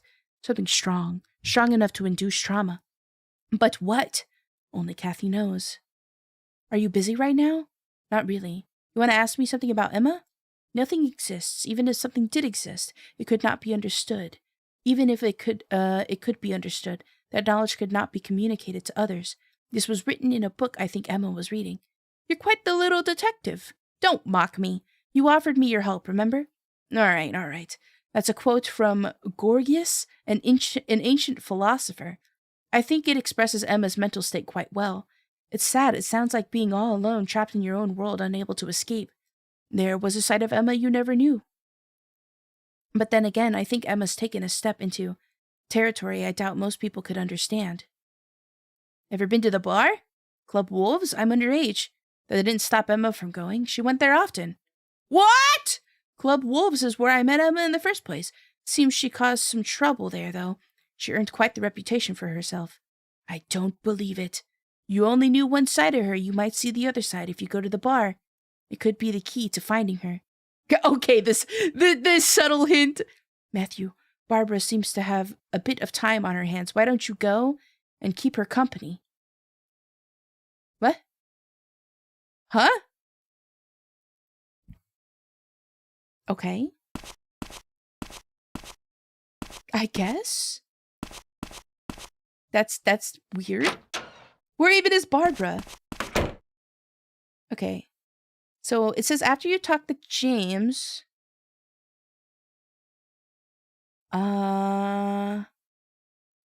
Chat with the head nurse on the second floor. Okay. The head nurse. She was in the room when she died, and they keep bringing her up, so it's a very good suspect, in my opinion. Is this the head nurse? Excuse me. Is the head nurse here? Yes, that's me. Can I help you? Were you the one in the room with Kathy? I was. The poor thing. Dr. Gruber said that Kathy died of shock caused by some sudden trigger. A trigger of traumatic memory. That could be true. Do you have any idea what that could have been? It happened right when Father Barton entered. I leaned into Kathy and said, Kathy, don't worry, your father is here to see you. And then Kathy's eyes rolled towards him, and I thought that would lift her spirits. But just when I started to relax, Kathy screamed. I wonder if seeing him was too much of a relief for her. And you know the rest. Where's Kathy's body? It's in the morgue in the basement. They still need to finish her autopsy. Okay, so she'll be there until the funeral. When is the funeral? I haven't heard yet. Can I help you? Okay. So yeah, I was wondering last stream, I was like, did they even do an autopsy on her? Because like they just had the funeral immediately. The day after she died. Hi Talon! Thank you for the 3 stream streak. So it says now, after you talk to the nurse, go into the room opposite Kathy was in. So we go this way. Here. Knock knock! Guess nobody's in there. Oh! Is that the teacher? That's our homeroom teacher, no? Matthew? Miss Holden, why are you here? What a girl can't visit her sick granny. Oh. So that's Liz's grandma. Wait, Granny? She's my grandmother. Oh. You're in the same class as Emma? You know Emma? Emma used to keep her company. She was such a nice girl. She's not dead. He's right. We don't know yet. True. Life is unpredictable. Did Emma visit often? Emma loved hearing Granny's stories. What stories? Stories about the town's old days, ones you can't tell in polite company. She's not kidding. Okay then. Come visit me and maybe I'll share them. Here she goes again. What? Come to visit me? Then I hope you brought what I asked for. Oh, she wants her cigarettes. She won't talk to me without the cigarettes. Miss Holden, do you know what kind of girl Kathy was? Oh, we spoke often, but I don't know. She didn't seem like a very cheerful girl. According to Father Barton, she was introverted and didn't have many friends. That sounds like her. Now I think about it. She and Emma were alike. In what way? Maybe this isn't appropriate for a teacher to say, but they were impossible to read. Is there anyone who knew Kathy well? Her homeroom teacher might know more. Who was that? Holly. She's usually in the main office after 2 p.m. Got it. Don't pay too much attention to what Granny says. She mouths off to everyone to hide how shy she really is. Thank you for the hydrate and the stretch. Yeah. She won't talk to me without cigarettes. Me when he may tries to stream but forgets saying hello. I never forget. What do you mean?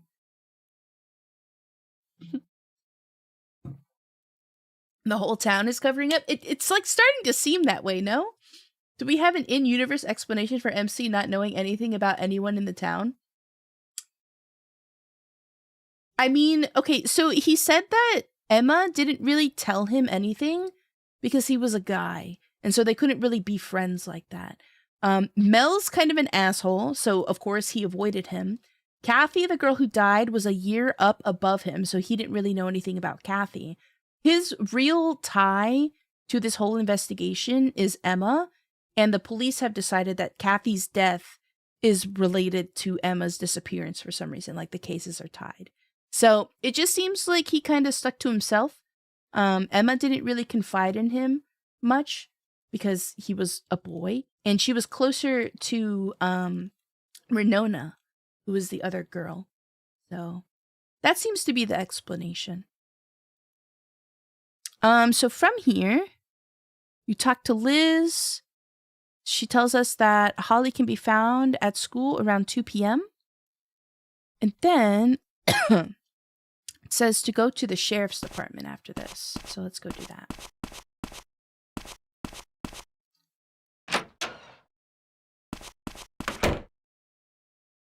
It's Tomorrow's you forgot? I didn't get any new ones. I don't think so. I haven't gotten any emails at least telling me. Like 2 weeks ago?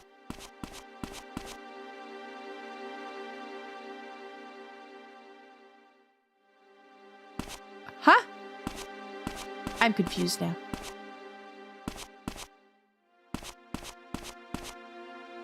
I haven't done Morrow's in a couple weeks because I haven't gotten any. Hey, thank you for the 3-stream streak. Let me check.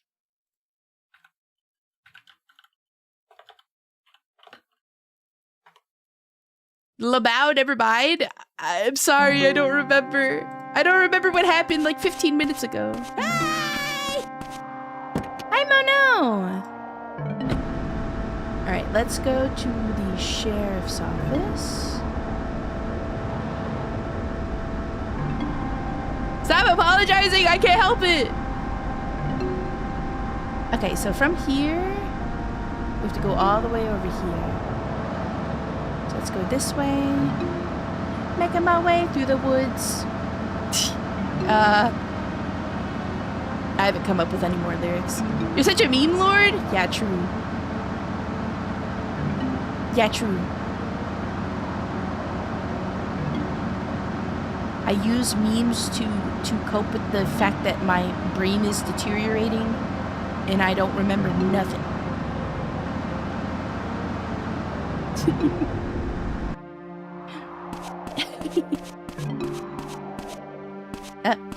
Okay, we can't go that way apparently. Okay, so that guy just left, which I think might be a bad thing.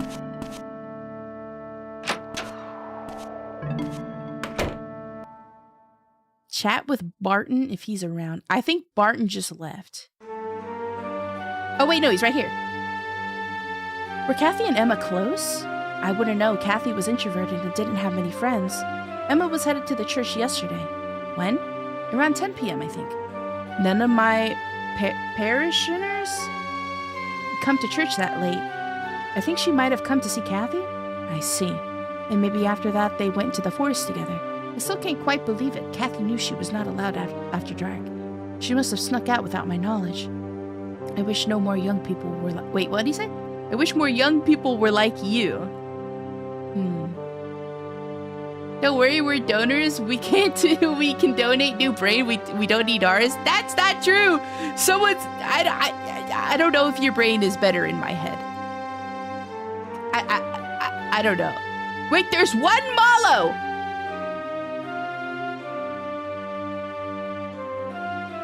There's a YouTube video. I have a challenge for you. Why is this so ominous?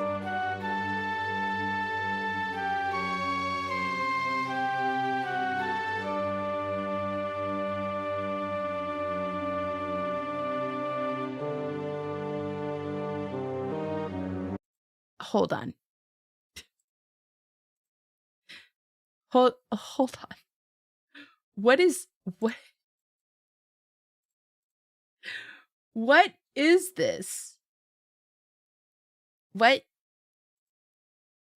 is this? I have to pull this up now. Excuse me?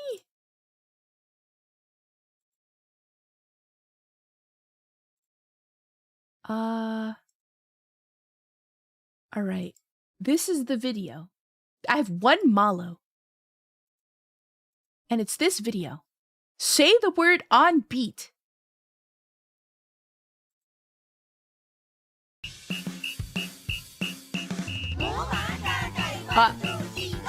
Cone, phone. What is this? Cone, phone. Bone, rock, bone, rock. I'm scared! Cone, phone, bone, rock.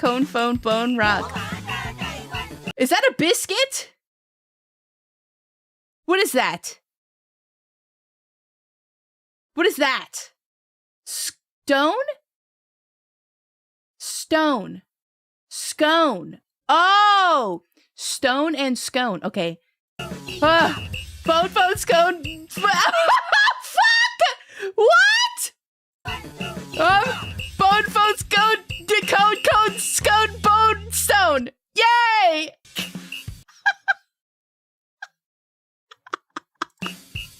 There's more? Box, fox, socks. Fox, socks, fox. Oh God! Socks, box. Ah! Socks, box. This one's so much easier. Box, socks. Yeah! Oh God. Log, hog, fog, cog. Log, hog, fog, cog. Log, cog, dog, fog, fuck! Dog, cog, log, frog, fog! Yay! Frog, dog, log, cog, fog, frog!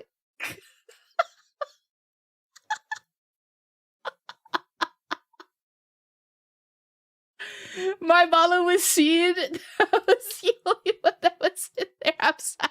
What the fuck was that? What was that? Holy. That was crazy. That was crazy. Is that the new meme? I've seen those going around. Is that the new hit meme? Yeah. I feel like that could get really dangerous. Like, people can make people say some not great things with those.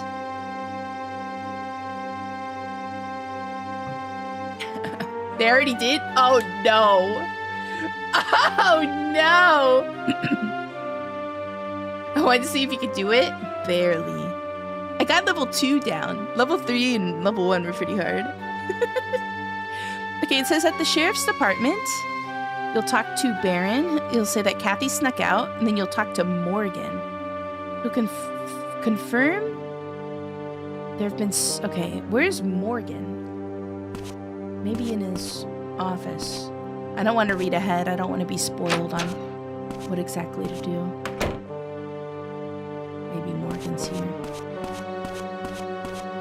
Morgan's strict about knocking first. Chinese version went around and they got the mom to say the flower bridge. To say flower bridge?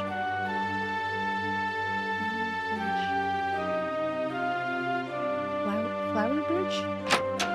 Huh? I'm just gonna assume it was something real bad.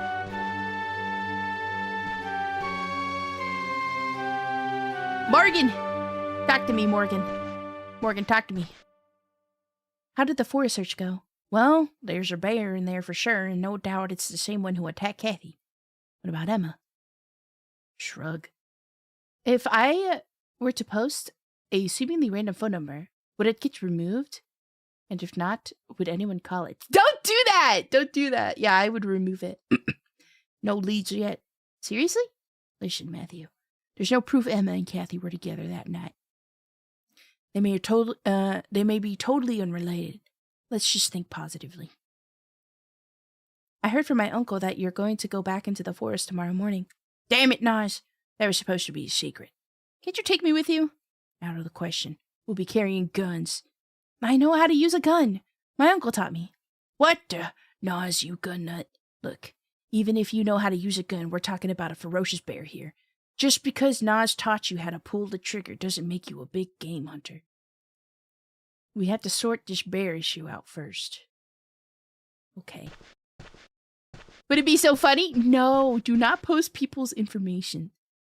You know that there's a curfew in place after dark. Oh, okay. All right. I guess the game wants us to also go chat with Cohen. So let's do a quick save, just to be safe, because we got to drive all the way to Cohen's lodge, and then we got to remember we got to go to the bar by 8 p.m. because the psychiatrist hangs out there. Bye, He-Man. I guess I'm going to a hockey game. Have fun. Take care. Thank you for hanging out while you can, Thunder. I appreciate it. I hope you have a fun time. Go Bears or something. I don't know. I don't know what kind of hockey teams there are out there. The only number we need here is 911. Yeah, exactly. 911. Somebody go 911. Donors fire burning on the dance floor. Whoa. Close? Hell yeah. Okay, I think Colin lives right here.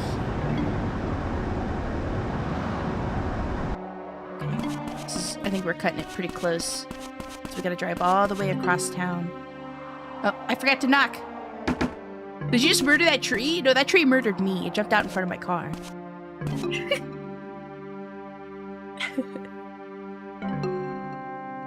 Hi, Matthew. What's up? There really was a bear in the forest. We're going to hunt it tomorrow at 7 a.m. Nas is real eager to come home. Oh, okay. Is that all he's gonna say? Alright, that's all he's saying. Well, that gives us some time to head to the bar. See you later, Matthew. See ya. What are the consequences if you miss too much stuff by investigating the wrong places at the wrong time? Straight up bad ending or bad things happening? So basically, like, you don't get to trigger anything. Because there's conversations that need to be had or things that need to be found. And so basically you just wander around aimlessly doing nothing. Because nothing will trigger. Kind of similar to my last playthrough where you just drive around and you're like, I don't know what to do, and then you miss everything, and then day 2 rolls around and nothing, there's like not a lot that you end up doing. And even when I started following the guide on day 2, the things that were supposed to trigger, like for example, picking up the cigarettes at the general store, it wouldn't let me. Because there's a conversation, I guess, that's missed about buying those cigarettes. This game is neat, but you really need a guide or a full summer high school break. Yeah, exactly. Just like this is all you do.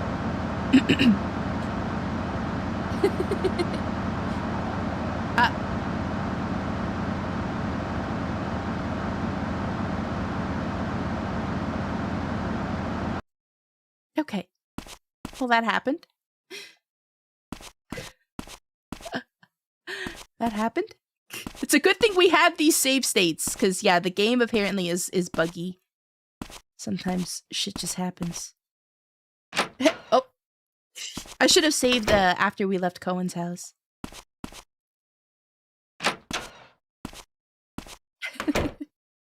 That's okay. That's okay. We love driving faster than the loading zone. The last time that happened, nothing even loaded. It just like sat there.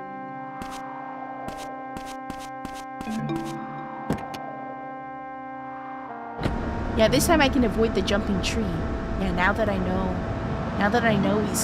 he's there and he's gonna come after me.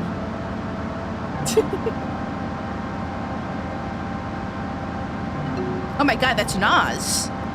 What is Nas doing walking all the way out here? That's suspicious. Noted. Noted.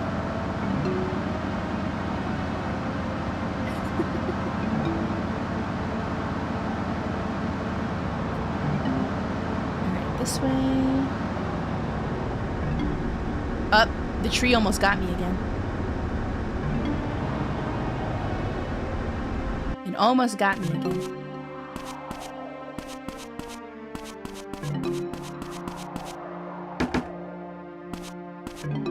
Let's just talk to him real quick.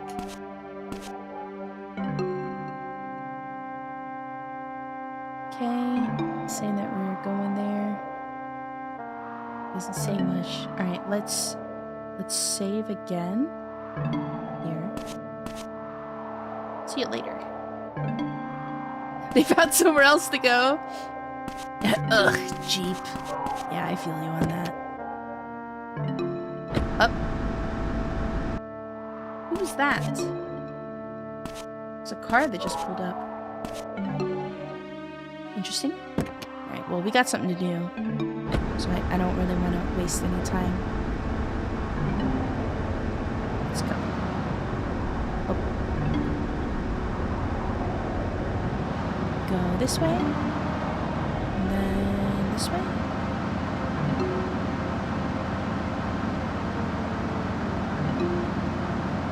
Never mind, they found someone else to go? Oh no! I'm sorry.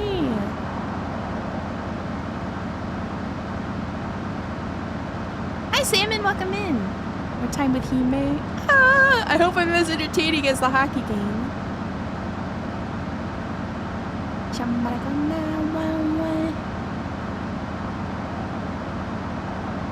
Alright. Okay, hopefully things don't glitch out. Okay, so far so good. Actually, I'm going the wrong way, sorta, kinda. The lodge is over here. It's a lot quicker if we go this way. Ah! I don't like hockey much. It's more about spending time with my brother. Ah, I see. Yeah, it kind of chugs when I drive through this area. Go this way.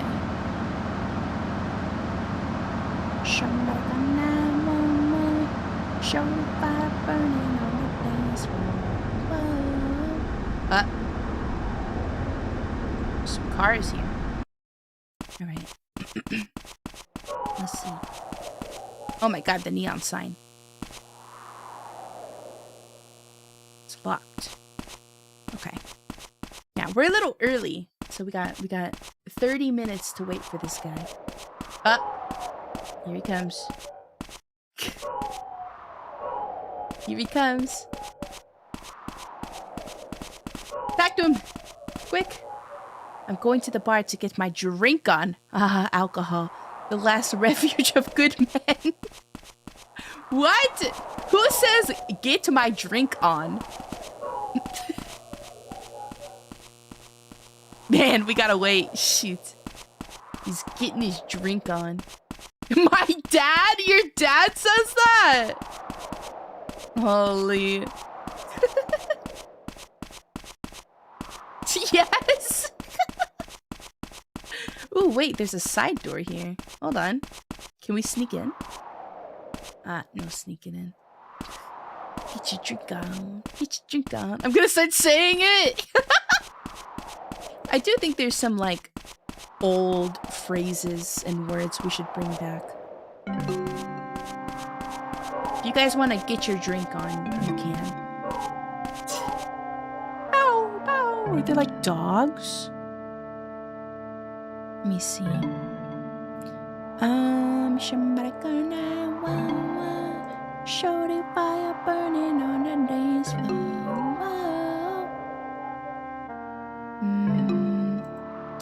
Let me check something. There's an event.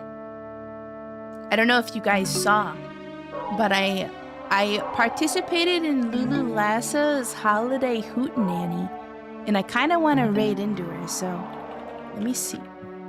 Sorry, I just burped. Let me see when she starts.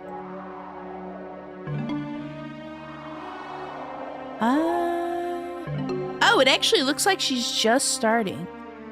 So what I think we'll do is we'll finish out day 1, we'll save, and then we'll raid into her. So someone else just pulled in. Wait, Barton's here! Matthew, the Lord has given me my orders. These sinners, I have come to save them. Before it's too late, I'm the only one who can. What? He's coming to the bar to save the sinners? What? Where's he going? Anyway. Club Wolves. Anyway. Matthew! Father about to drink them under the table in the name of the Lord. Over here! Hello?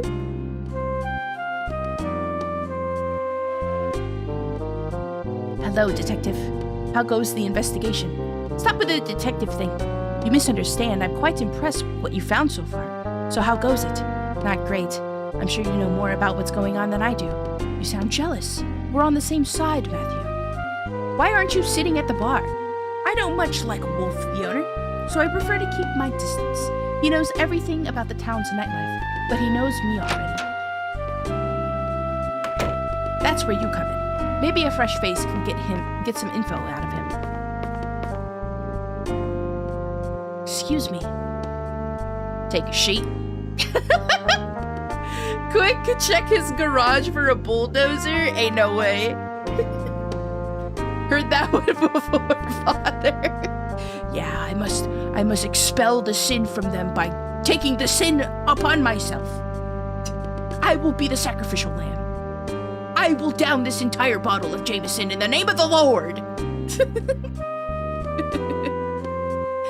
Let me guess. You want the hard stuff, right? Maybe a nice bourbon? No.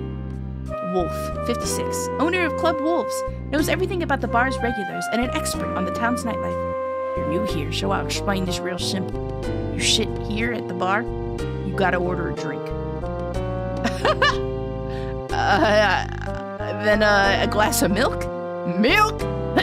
Well, whatever. Yeah, give me a chalky milk. Give me a banana milk on the rocks. How much? It's on the house. Drink that and get lost. Do you know Emma Rowland? Emma? So you know her. She comes here often. Pretty girl in a dive like this turned more than a few heads. Did anything in specific happen? Once, this guy was being real persistent, so Emma stabbed him in the thigh with a fork. He once killed the guy with a pencil. Holy! Emma's metal. Of course, the guy was in the wrong, so nothing came of it. Emma really did that? After that, everyone started to think of her as this crazy girl. She always came here alone? Yep. Oh, except one time she did bring another girl with her. What did she look like? Why are you so curious about this? Look, I don't remember. Fine, never mind then. Maybe it was Kathy. Bum, bum, bum. Maybe it was Kathy. Is that Mel next to us? No, is it? Is this Mel? What a lovely bar. There aren't any bars like this anymore in my hometown. This place has a slightly creepy feel, though. Huh? What do you mean slightly? Who is that? Who is that? Okay, so... Oh, Mel's over here. Hey, hello? The hell? Didn't know a stiff like you came to this bar.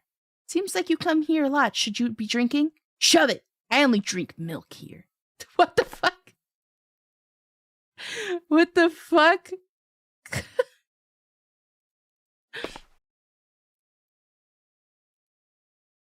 Ah, shit. Damn it, Emma. Where the hell have you disappeared to? Don't talk like that. I heard you on the phone. Don't talk like that. I heard your ass on the phone. Also, why did he just move seats? Wait, who's Bonehead? Yo, Mel. You look like you're celebrating something. Remember this. A man always keeps his promises. If you can't even do that, what good are you, huh? Back off. I said I got it already. No wonder Emma ran off. What? Know what I think? I think she's hiding somewhere just to get away from you, you stalker. What are you talking about? Don't you know? This guy brought Emma here plenty of times, trying to win her over. But you couldn't help yourself, could you? It always ended in a shouting match. Wait, you already have a girlfriend. This guy already has a girlfriend. Go to hell. Mel has a girlfriend. Why is he trying to put the moves on Emma? Just keep your end of the deal. What? What? You got something to say? Where's Emma? Huh? What did you do to her? Whatever is between me and Emma is none of your business. Now get out before I throw you out. What? Huh? What?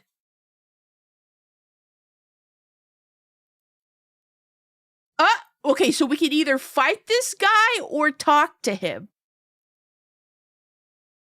What? I'm beating his ass. Get fucked. This guy's I don't like his tone. Oh no. Okay, it's one of these. How do I? Yeah, get his ass. Yeah, get it. Ow. What the heck? Ow. What the fuck? Get out. He's too good at this. Ow. Die. Yeah. Get on the floor. Kick his ass. Yeah. Punch him. Yeah. Oh God, no. Punch. No. Get him. Get his ass. Get him in the corner. Yeah. Fuck him up. No. Ow. He's beating my ass. He's beating my ass in the quote retweets. All right. Get him. No. Get him. No. Oh my God, no. No way. Die. No. Get fucked. No. I died. Redo. Die. No. Oh God. Okay, now I know how to block this time, so that's... Ow! What the fuck? Holy shit, this guy's comboing my ass! Ow! Bro! What? Holy shit, this AI is too good! Ow! Dude, this is worse than before. Just...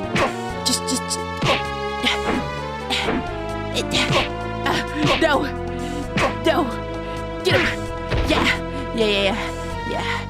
Get fucked. Yeah, get fucked. Ow. No. In front of the huzz. I'm gonna get his ass.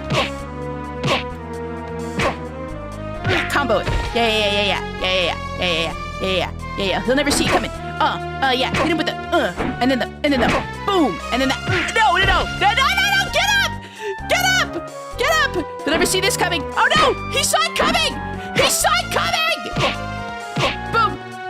Boom! Yeah. Get fucked. Yeah, come on. He'll never see this coming. No! He saw it! Yeah, okay. He's getting his ass beat now. No!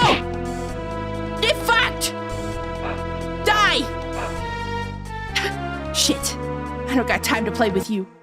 Yeah. Yeah. Walk out. Walk out with your tail between your legs. Pussy. First try, by the way. First try. Did he do a roundhouse kick? Dude, he kicked my ass that second round. That was crazy. Holy. Alright, let's see. You got anything else for me, Wolf? Any more information for me? Let's talk to this guy. We don't serve alcohol to minors. It ain't worth the hassle. What? You're looking for Emma? Well, we get a lot of customers here. You seem lively tonight. Did Mel and Emma often argue? Yeah, I don't know about, what about, but Emma always threw... Oh wait, I forgot his accent. Don't know about, what about, but Emma always knew how to push his buttons. Really? Emma was the one egging Mel on? Dunno. But since Emma went missing, Mel's been even angrier. Huh. Emma was a troublemaker. She stabbed a guy who was hitting on her. I mean, that seems kind of justified. Welcome in, kitty. I think stabbing a guy that's probably harassing you is pretty justified. Okay. The next event trigger is at 10 p.m. So maybe we have some time to drive home and save to go forward an hour. Because what time is it? 9 something, right? 9 something? Ah, the freaking neon light sound is crazy. Oh, it's 8 something. So yeah, the phone call triggers at 10:05 is what it says. So let's head back home.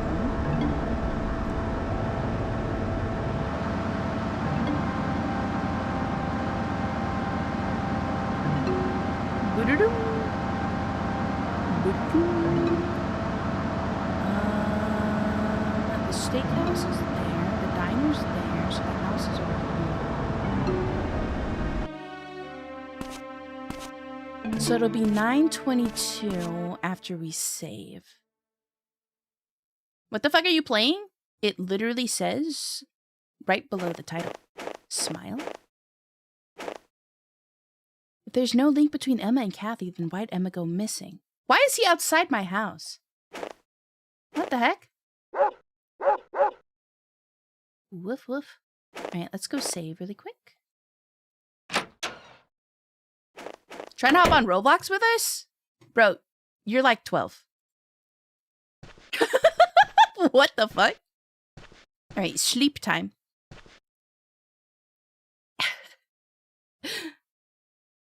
Guess I should rest up a little. Yeah, let's do a 1 hour nap. Yes, we'll save. Count me in, bro. Like the multiple crying emojis, cry laughing emojis hinted already that they're probably like 14. So I was like, yeah. That was an interaction. I don't know, man. I don't know how these people find me. Bro shot a shot and get the fucking mailbox. Lil. Probably like front pages, not front page. They get like, apparently the weird chatters can come from my channel being suggested to them.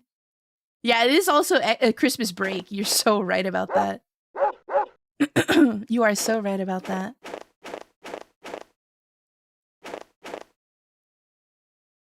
Okay. So I remember she said to meet me at the park. So what I think I'm going to do is preemptively drive to the park because I don't know I don't know how long she actually stays there, but when we got there, she wasn't there anymore. So it's probably best we set ourselves up to be at the park, which I'm pretty sure is over here. Or is it over here? See, which is why it's probably best that we set ourselves up.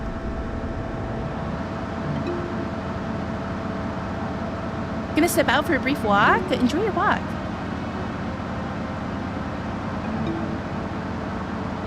Alright, let's also do a save state. There. let's head down. I can't remember where the park is. I just remember it being in the corner of the map. Why is that car in the sky? Is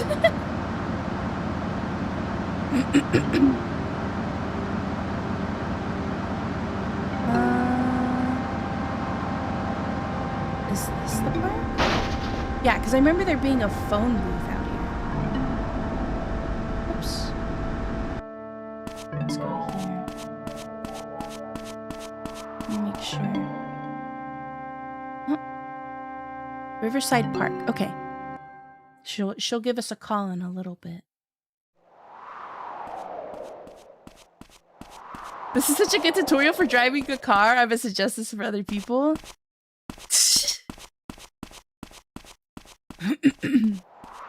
My throat. All the voice acting is getting to me. Sorry. Alright, let's wait outside. Wait for that phone call.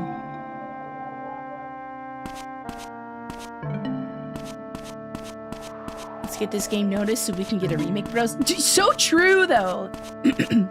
I think a remake of this game would actually be super well received, in my opinion.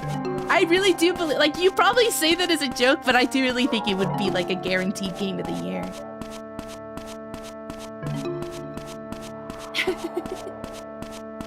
Like, this game is good. I mean, yeah, it requires a guide and whatnot, but I think with, like I said, with some quality of life updates.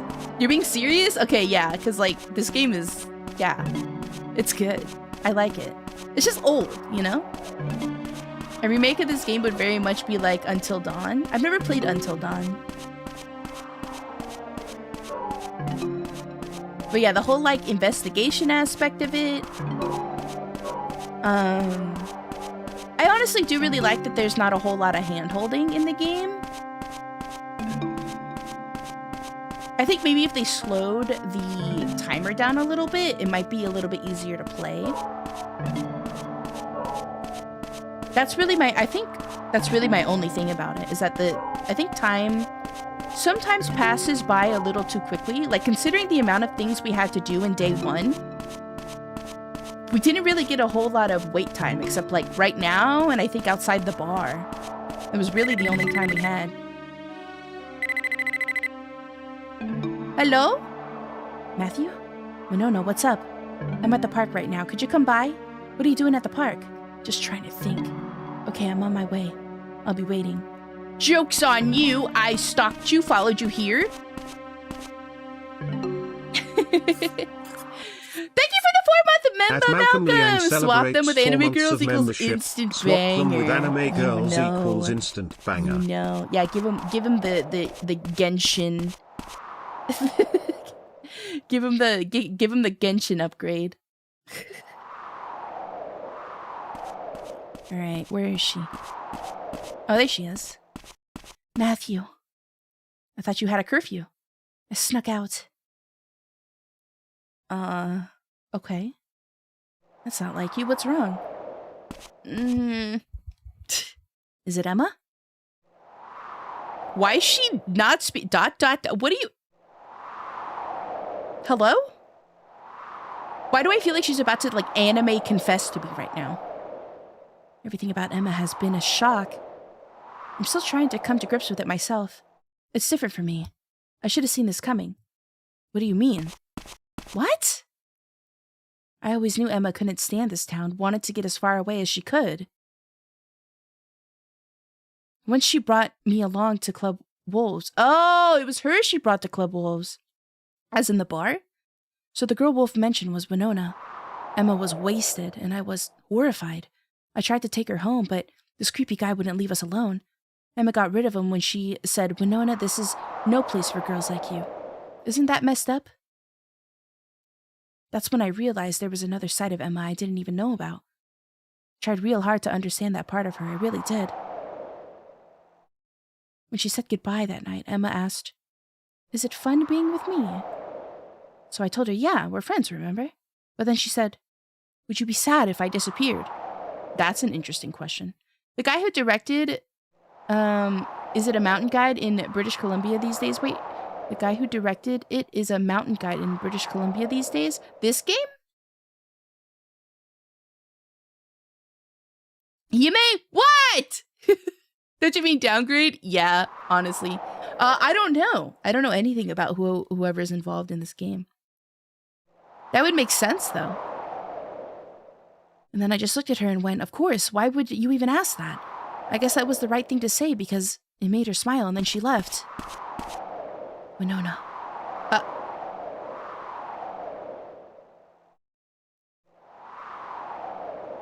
Why was there an option to kiss?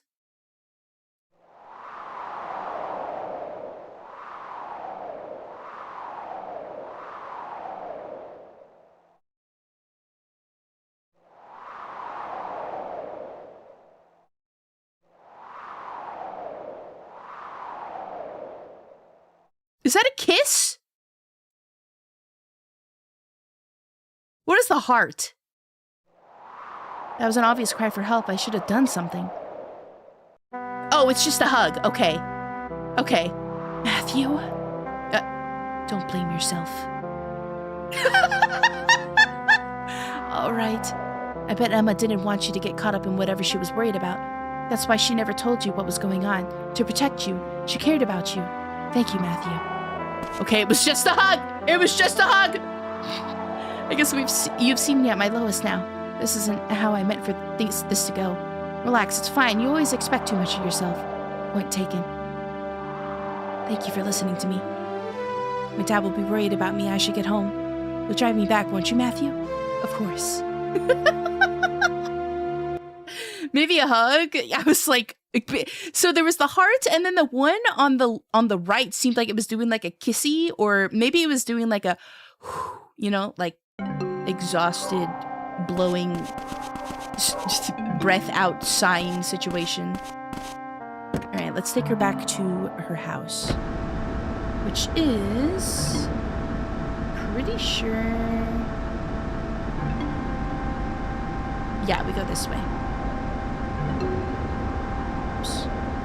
This way.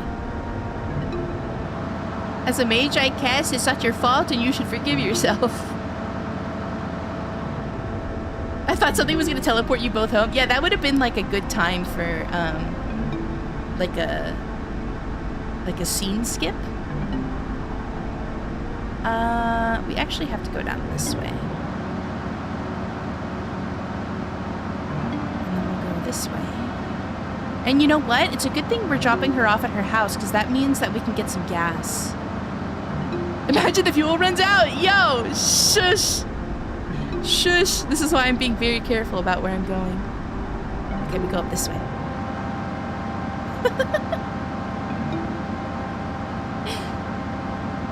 I don't know, maybe the gas station is closed by now, actually. Who knows? We'll see. See if we can get some gas.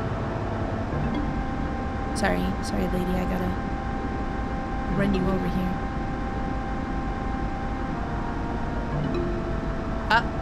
I thought we were gonna get out of the... No! The dad's gonna see I'm in here. Or she's in here. Fuel service? I know what's wrong with it. Ain't got no gas in it. All done, thank you. Okay, very nice. Thanks. Anytime, good night. Matthew. Huh? Thank you. For everything. Take care.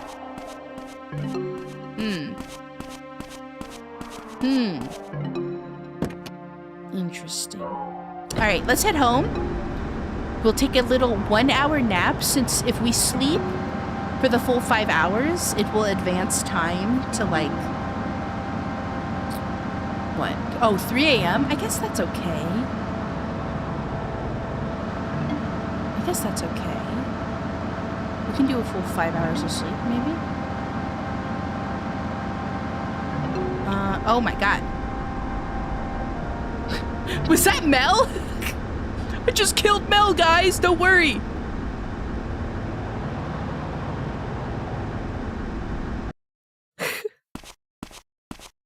I know what's wrong with it. Hime's driving it. True! True!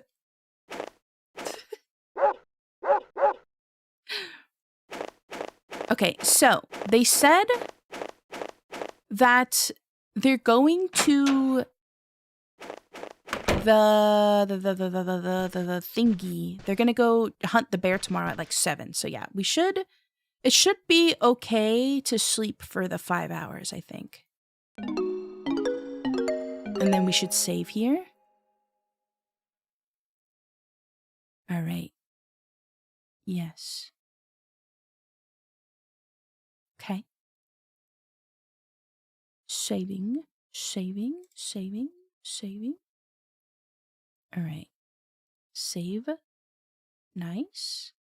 And we'll do a save state also here. Okay. So it's 5:35 a.m., which I think is actually a very good point because Winona will call us in a couple hours so we can come back to the game on Sunday and then pick up from here. We can pick up from here. I am going to end here because Lulu Lasso is doing her holiday hootenanny, which I am a part of, and I would love if you guys could support. Thank you guys so much for hanging out. I hope you guys have a good morning, afternoon, evening, whatever time of day it is for you. Make sure to get up, walk around, stretch, drink some water, eat something yummy, and I will see you guys on Friday for our tree decorating. If you haven't submitted your ornament, you still have time. Like I said, I'll be doing it on Friday, so you have the next couple days. You can go to the Twitter post there and reply to it, or you can go to the Discord, which I will go ahead and link here. You can go to the Discord. There's an ornament channel with a template, and you can design your ornament as long as it's stream appropriate any way that you would like, and then submit it there. You can either paste it in the Discord or you can reply to the Twitter post. But yeah. Thank you guys so much for hanging out. Here's the raid message. There's one for both subs and non-subs. I will see you guys over at Lulu Lassos. Thank you for the stream. No, thank you for hanging out. I had a lot of fun. I'm having a lot of fun with the game. I'm excited to continue. Thank you, Otsuhime. I will see you guys after Christmas, so Merry Christmas to everyone. Happy holidays. Hope you get to eat lots of food, spend good time with family and friends. I hope you get the super cool Lego set you've been asking Santa for. And I'll see you guys on Friday. You guys can tell me all about it there. Otsuhime! Bye-bye! Merry, bye-bye!